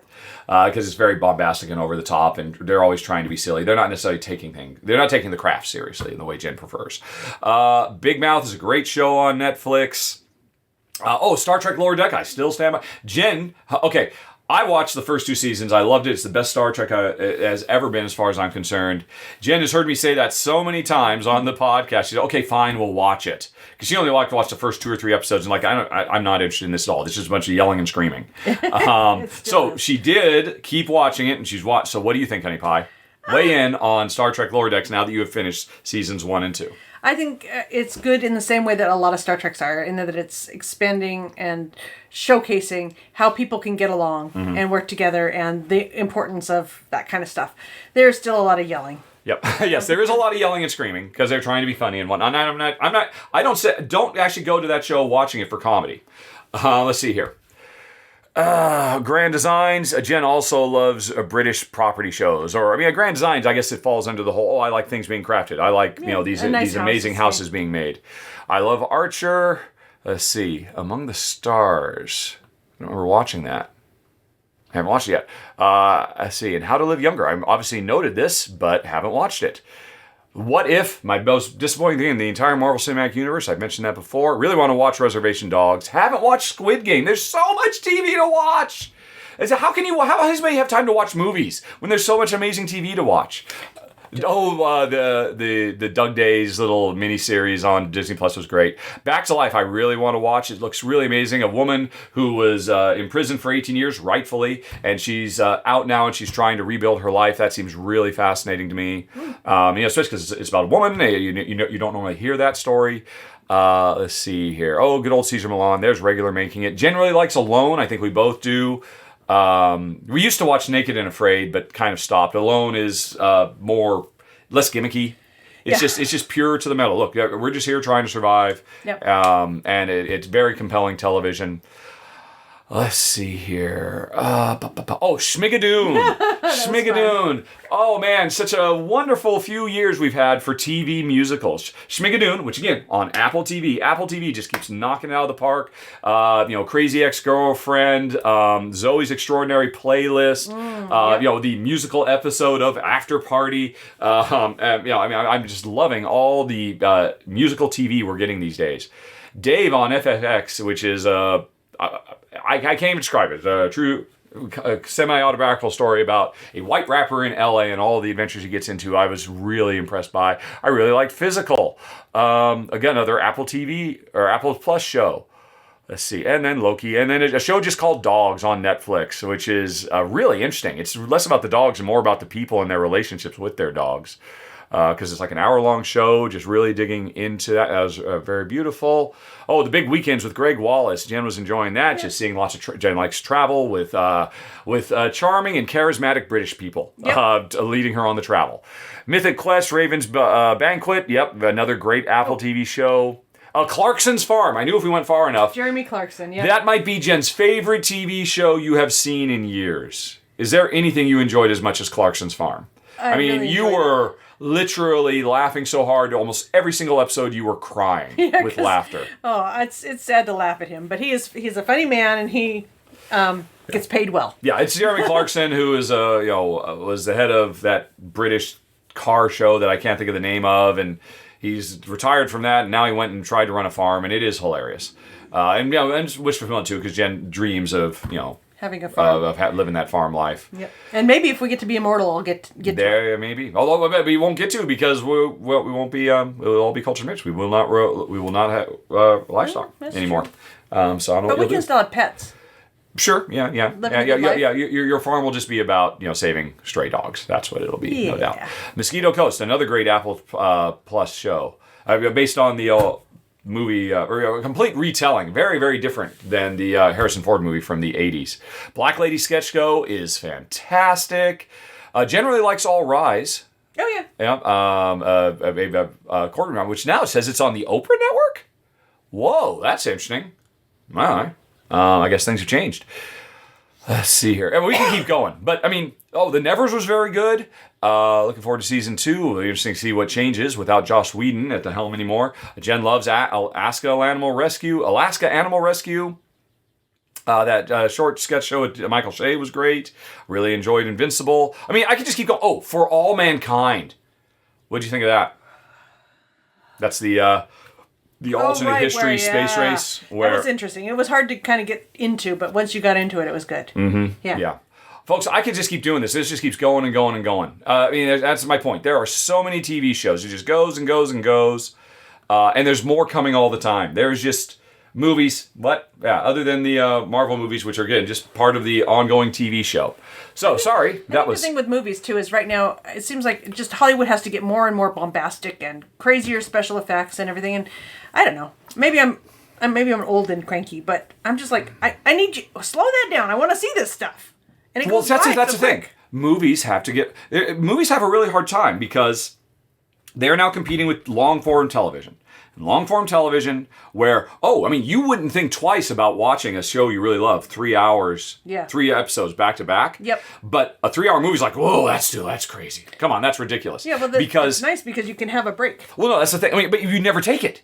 That's what I keep saying. Every time I say, hey, but we can watch this 3-hour movie, because you don't think twice about watching 3 hours of a show, but there's a psychological thing. It's not the fact that you can physically take a break. Yeah. It's the fact that you have an expectation of bite-sized morsels. And you have more readily satisfying wrap-ups because, we're always wrapping things up in 42 minutes, but then the continuing story happens as opposed to, no, you have to, and so movies are competing. More and more movies are getting longer and longer and longer now, and I am finding them less and less compelling. I'm wondering, what happened to our 90-minute movies? Why can't we have those anymore? Because movie makers are trying to compete with long-form TV, and it doesn't work. I mean, it was ridiculous. I mean, Dune, David Lynch's Dune was 90 minutes, and it actually told more story than the new Dune. The new Dune was only told half the story, and it was like almost 3 hours long. Lynch's Dune told almost the entire story in an hour and a half. I don't know, it's very strange. But anyway, so movies are just not as compelling. TV is where it's at. Oh, hey, here's a question for you, Honey Pie, because it was what's most anticipated, and we didn't really go much in. We kind of went backwards instead of forwards there. So I told you Obi-Wan Kenobi is coming. Yep. And you were like, Ewan McGregor, that's cool. Yep. You know what else is coming? A new Star Trek show that is, what's it called? Star Trek New Frontiers, and it's basically continuing the story of Captain Pike and Spock and Number One. You remember in Discovery Season 2, it was Spock came on board and Captain Pike was the new captain, and he was the noble one who basically pulled them all out of the doldrums and made it a happy, upbeat show instead of Season 1, which was very dark and depressing and all of that. And so it's going to be much more about, we're just going and having space adventures. Planet of the Week, more classic type Trek stuff. Which would you be more interested in? The ongoing adventures of Captain Pike and Spock in Star Trek new something or other, or the interim story of Obi-Wan Kenobi? Probably Star Trek. Okay. Alrighty. Well, there you go. So there's a few things we were looking forward to, and maybe a few things folks could check out. Sorry, that was. I really should have been explaining the shows more. I was just assuming you could see them, and I keep forgetting. A lot of you can't see it. Apologies for that, folks. But take some notes. There was some good stuff in there. We think, anyway. Alrighty. Oh, and then Andrus wonders, what are my thoughts on Mythic Quest Raven's Banquet? That was on the list. As an insider, does it bring back memories, good or bad, of my life as a video game developer? Is it cringeworthy for me? Do the show's characters remind me of my coworkers? Yeah, it is. The show is wildly misrepresentative of what it actually takes. The actual act of making a big, gigantic video game.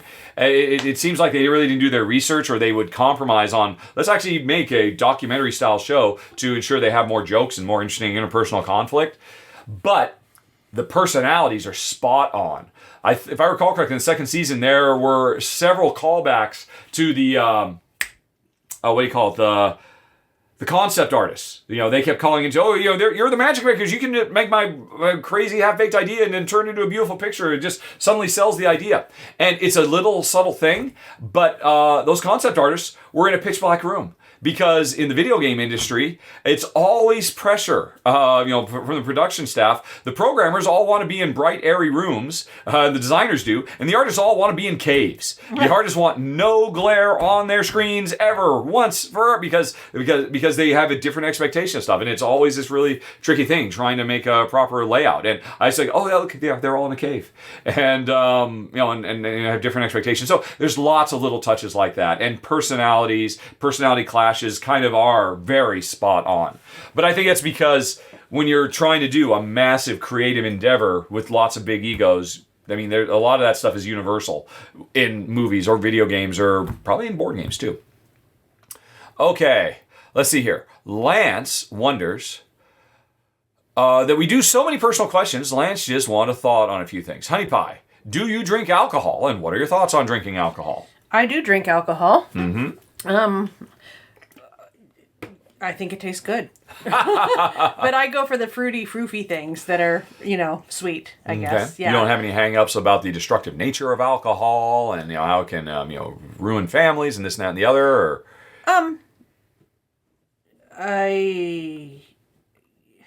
It's fine if you don't. You just like a nice aperitif occasion. You don't drink much. No, I don't.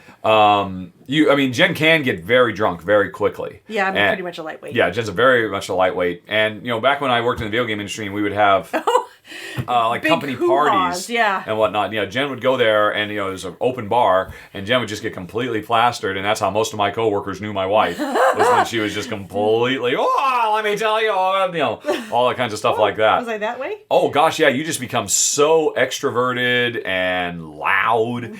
You become a cartoon character, quite frankly. You're loud all the time. Yeah. I guess maybe I just match you. Me, I don't drink at all. I never have, and I probably won't until I'm on my deathbed, except I don't plan on being on a deathbed, do I? Nope. I come from a family of functional alcoholics, and I decided very early on, you know what? I'm pretty weak-willed. I'm addicted to ice cream. If I have a little bit of ice cream, I can't stop. If there's ice cream in the house, I can't stop thinking about it till it's all consumed. I decided, I think, in my early teens, based on seeing my dad and my brother, who was younger than me, that, I should probably just not do this. This is probably a choice I should make. And I had a beer when I was 5 or 6 years old. You mean you had a taste of it? You're right. My dad gave me a taste of a beer, and I thought, why are you drinking this? This is horrible. And I imagine that's probably what anybody thinks the first time they've ever had a beer. But they stick with it. And and I just had no reason to go back, especially because I saw the problems that could be endemic. Of course, my wife is a perfect example of being able to do it responsibly. But, one of the most telling lines of any TV show I ever saw was, I think, in the final season of The West Wing, when, I can't think of his name, but the character... Josh? No, not Josh. The chief of staff, the older guy, who was an alcoholic, and it was a recurring thing in the show. He was just talking about how, I just don't understand how you can do it. I don't understand how you can just have one drink, and it doesn't consume you. That's impossible for me. That's why and that always really struck me. And it was long after I made my decision, but it definitely reinforced my decision, because I think that would be the case for me. I think if I got a taste for it, it would be a problem. Yeah, and I'm very grateful that you don't. Yeah. That you have that ability to say no. Yep. Along the same lines, are you pro marijuana? Are you ever or currently do you use cannabis? Well, here's the interesting thing. In my 20s, I have never imbibed in anything for the same reason. I would certainly like to give it a try. I just don't trust myself. If I can't control my cravings for ice cream, I just don't want to get into actual mind-altering substances that could derail me. So I've always chose not to, but I've always been pro-deregulation. I've always, my whole life, been against the war on drugs. And the first time we ever did our wills in our 20s, I said, okay, I want all of my estate, whatever it might be, to go to these organizations that were fighting for marijuana legalization. I look back. I know, obviously it's ridiculous now because it's pretty much, it's rapidly spreading, and within a generation it'll just be as normal as alcohol usage, and it's ridiculous that it's all very racist as it happens. The origin of the war on drugs and the demonization of that Mexican weed. Let's call it marijuana instead of hemp, even though it's literally a miracle fiber for the vast majority of humanity's existence. And I was really angry and strident about this in my 20s, even though I personally never used. Yep. And I'm happy that it's legal in a lot of places now too. Okay. Alrighty, what are your thoughts on other drug use? The war on drugs, incarceration surrounding drugs, anything other from natural things to opioids? Well, I think I've just kind of answered that question without even knowing you were going to ask it. I so applaud. I'm pretty sure it's Portugal. Oh yeah, that has legalized and regulated everything. And regulated. And legalized and regulated everything because they realize the only true way to help somebody is not to demonize them and otherize them and punish them, but to actually divert funds that go, the rest of the world just spends on policing and just wastes, just burns money. It's instead put all that money into, therapy and, safe zones and, free needles and all of that stuff. Stop demonizing people who are literally suffering from a disease. They have brain chemistry different than yours. And it is, again, that's how I look at it, because I suspect I would be the same thing. That if I got a taste for it, my Jen can have a scoop of ice cream and not think about it twice. I can't. And, and so everybody has different brain chemistry. So stop destroying people's lives, and throwing people in jail for the war on drugs is one of those definite step backs that we took. At the same time, we were making Nixon, hey, good job with the EPA. Bad job on the war on drugs. Also bad job on Watergate and a bunch of other stuff too. A good job on opening relations with China. There's good and bad all around. Still probably more net positive at the end of the day, as hard as it is to believe, but just as a callback to earlier. Alrighty, Marty asks, Honey Pie, he didn't call you Honey Pie. Oh. How do the chickens do in the winter? Well, here they do just fine. We don't get cold enough to have them fuss much at all. I don't think they do very good with depth perception in the snow. Yeah. So I go out and I sweep their stoop so that they can come out of the chicken coop. Okay. And, enjoy being outside. But yeah, other than that, they're fine. Okie doke. You don't have to do anything special about it other than just sweep away the snow. No, I take warm water out and I make them their wet food with warm water instead of cold water. Okay. So but that's it. Those are your two changes. Otherwise, it's no big deal. Yep. Of course, it's not getting super cold here. I forget who it was, but somebody talked about, 30 below. If I had chickens, they would freeze to death, so I can't do it, kind of a thing. That's obviously a very different circumstance than us in the Pacific Northwest. Yep. How, Honey Pie, does your routine change so they aren't cooped up all the time? They're just not. Yeah, well, I sweep their stoop so they can figure out how to get out of the coop. Yeah. That's it. And then they're not cooped up. They get to roll around on... How big would you say that space is you've made now? It's a fraction of an acre, but what would you guess it is? Well, the thing is, you're supposed to have, in the coop, I think it's 10 square feet per bird. Okay. In the coop for internal, living space. And then I think it's something like 25 square feet per bird outside. Mm-hmm. And so we've got like 100 times more than what they actually need. Okay. So I don't know exactly what to be humane. Yeah. How long? The big space you've got that we've just been slowly annexing more of the public land that our association, our housing association is. Well, we've always gotten permission. We've never stolen anything. What is that? Is that? I'm thinking in terms of football fields. Football field is 300 yards. That's 300 feet. I guess it's probably... yards is not the same as 300 feet, honey. 300 yards is 900 feet. Thank you. Yes, of course, that is what I meant. I don't know why I did that wrong. My brain chemistry failed me. So, yeah, it's 900. So would you say you've given them, I don't know, maybe like 80 by 60?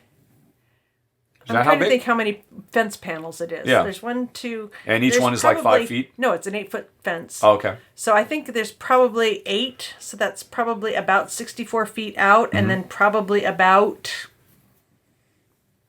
It's a 40? rectangle. Yeah, right. 40. So you're thinking 60 by 40. I was guessing 80 by 60. Okay. Let's put it somewhere in the middle there. So they've got tons of space. And Jen just lets them out. And the we only have an electric fence that protects them from... Yeah. Keeps them from getting out and keeps neighborhood dogs from getting in. Yep. And they just don't seem to be... I mean, you haven't clipped their wings for a long time, have you? And we never clipped the new chickens. Yeah, and they just stay inside. They're good chickens. Yep. Okie doke. They know where their food is. Alrighty, Top wonders, or says, and I feel like this came up before, so I might be repeating. Honey, does this sound familiar to you? Top points out, one of the funniest segments from Rahdo Talks Through was my account of my ill-fated trip from New York back to Malta, with the stopover for the Saturday Night Live taping. Yeah. For those who want to listen to it, it's episode 7, around an hour and 55 minutes in, and then he gives a link. I will not play it now. You can find it on YouTube or just scroll down further in your podcast app. Episode 7, hour and 55 minutes in. Top says, this segment was so classic, full of drama, slapstick, uncomfortable situations, bureaucracy, mounting tensions, twists, and a roll on the floor ending. It could have easily been a sketch comedy skit. Do we have any such funny stories to share? No, nothing like that. That was silly stuff has happened to us. Yeah. I mean, what has happened to us? But unfortunately, I couldn't tell you that story now. It's fortunate that I happened to be recording a podcast. But there was the long night after Peter Molyneux's wedding where we went out to the middle of nowhere and got a canoe. Yep. And it should have been an hour-long task, and 5 hours later, we were still struggling in full fancy dress. Yep. So there's that. What other silly things have happened to us over the years? Oh, we've had various, the problem on misadventures. On the Autobahn. Yes. When our tube from the radiator burst. Yep, our first driving holiday. Was it our first one? No, I think it was... Yeah, because the one in France worked great. Yeah, everything was fine. And we thought, let's go further. Let's go all the way to Prague. Yeah. Drive from London to Prague and back with our camper van, and everything went wrong. We broke down in the middle of the Autobahn. German police came along, and we had encounters with them, and sketchy... Yeah, you can't stop on the Autobahn. Yeah, as it turns out. No, they don't like that. Yeah, but... They don't care if you don't have any water in your radiator and your hose is broken. You have to get off the Autobahn. Yep, yeah. So, what else? Some silly stuff happened at Dice Tower West this week. If you watch the most recent R&R episode, probably number 31, I start out talking about our misadventures trying to get back home because our flight was canceled. So, we've had things like that happen, but that it's really a once in a lifetime story. Absolutely, and I, as I recall, I was not embellishing at all. It was just an absolutely manic series of events that are stranger than fiction. But most of our life has been not stranger than fiction, I'm afraid. And even if we could remember, we just can't remember the stories. I genuinely, I only remember snippets. The thing I remember most from that story was the next day after Saturday Night Live, panicked on the public city bus trying to get to the airport, talking with my friend on the phone because my phone was dying and I could not book a flight. Oh, yeah. Yeah, and I'm getting into, I don't remember, I'm starting to kind of what I think I remember happened. Yeah, folks, definitely enjoyed episode 7 of the podcast. Did you know we've been doing this now for 5 years, 6 years? Wow. It's ridiculous how long Well, maybe we should just keep doing this in perpetuity because then we can go back and listen to our stories. We need stories to remember. Alrighty. But anyway, sorry, that's all we've got. And it is now time for dogs. Oh, hooray. Matilda says this is a photo of Platon, or perhaps it's Platon, just for the sake of showing off the most beautiful Labrador ever. Oh, well, he is lovely. Look at that shiny coat. That is a beautiful lab. And a very sporting color. Yeah, I yeah. think. And an excellent shot, too. Periwinkle is the color of the year. Yes, you're very good. And then Nigel, as always, is back with some Charlie and Sky action. Hope you had a safe trip. See attached photos of Charlie and Sky enjoying some leftovers. Oh, yum. Yep, and it's very silly pictures, folks. If you want to go and watch it on YouTube of dogs, what do you say? Is that like it's Greek yogurt? Yeah, it says Greek. Yeah, licking out the end of the Greek yogurt, just sticking their faces in it and being silly, happy, wonderful dogs as Charlie and Sky are. And I think that was it. That was all we got. Now look, he's even labeled them, so we know. Yes, very fortunate. We can't really see the jowls when they're stuck in a tub. By the way, Nigel, I appreciate you putting them in PDFs to try and make things easier for me. It made it significantly harder for me because I had to screen capture to get there's no way to get pictures out of a PDF into Word. So you can just go on ahead and attach them like normal. That's cool. But anyway, thank you for the pictures. Those are adorable. And also plates on. Remember, folks, when you send questions to questions@rahdo.com, Jen loves pictures of dogs. But anyway, we're now done with the show. And pictures of cats. And pictures of cats. Or any lizards, of your fuzzy bits birds, that you love. Yep. Bunny rabbits. But anyway, it's time for your words of wisdom. Oh, okay. Great, because I have some. She has some words of wisdom, folks. Yes. But hold on a second. We're going to put them on screen. I'll be right back. Oh, they're not on screen. Oh, but okay, you can type it up and put it on screen. Yeah, okay. We'll be right back. Okay. We're not going anywhere. From your perspective, we'll just be back instantly. I don't have to say we'll be right back because here it is now. And this is actually a quote from Jen's mom. Yep. Emily, who was a great, great lady. So what did Emily have to say, honey pie? Oh, so especially with everything that's going on right now and people getting busy with stuff with COVID ending and, just things are ramping up again, I think. Mm-hmm. One thing my mom said before she passed on, because there was, she was ill with cancer and there were a lot of things we wanted to do together, like travel to Victoria, which is somewhere she took us a couple times when we were kids. And it just was too much of a hassle with the passports and all that stuff. Anyway, one of the things she said about this as we were deciding how we were going to spend our time together is if it's not a yes, if it's not a clear yes, it's a no. And so while that would have been nice, it was not a clear yes. Okay. And this really helped her, prioritize things that were important to her at the end of her life. Yeah. And I was just thinking about that today, about all of the things that are kind of just ramping up again and starting up again and everything. And we can get really busy and we can get all flustered and crazy and stressed out and everything. And I just would like to pass that on to you guys that, you know what? If it's not a clear yes, it's a no. Okay. You don't have to say yes to everything. Okay. You should say only yes to the things that are clearly speak to your heart. Well, that's very beautiful, and I'm sure that's very useful that your mom left you that gift. Yes. Because Jen says yes to everything. You do tend to take on a little much, so yeah, that is a good way of prioritizing. Good job. Thank you, Emily. And thank you, everybody, for watching the show. We'll be back in a few weeks. Or a month or so, whatever. I don't know what I'm thinking about now. It's getting a bit loopy.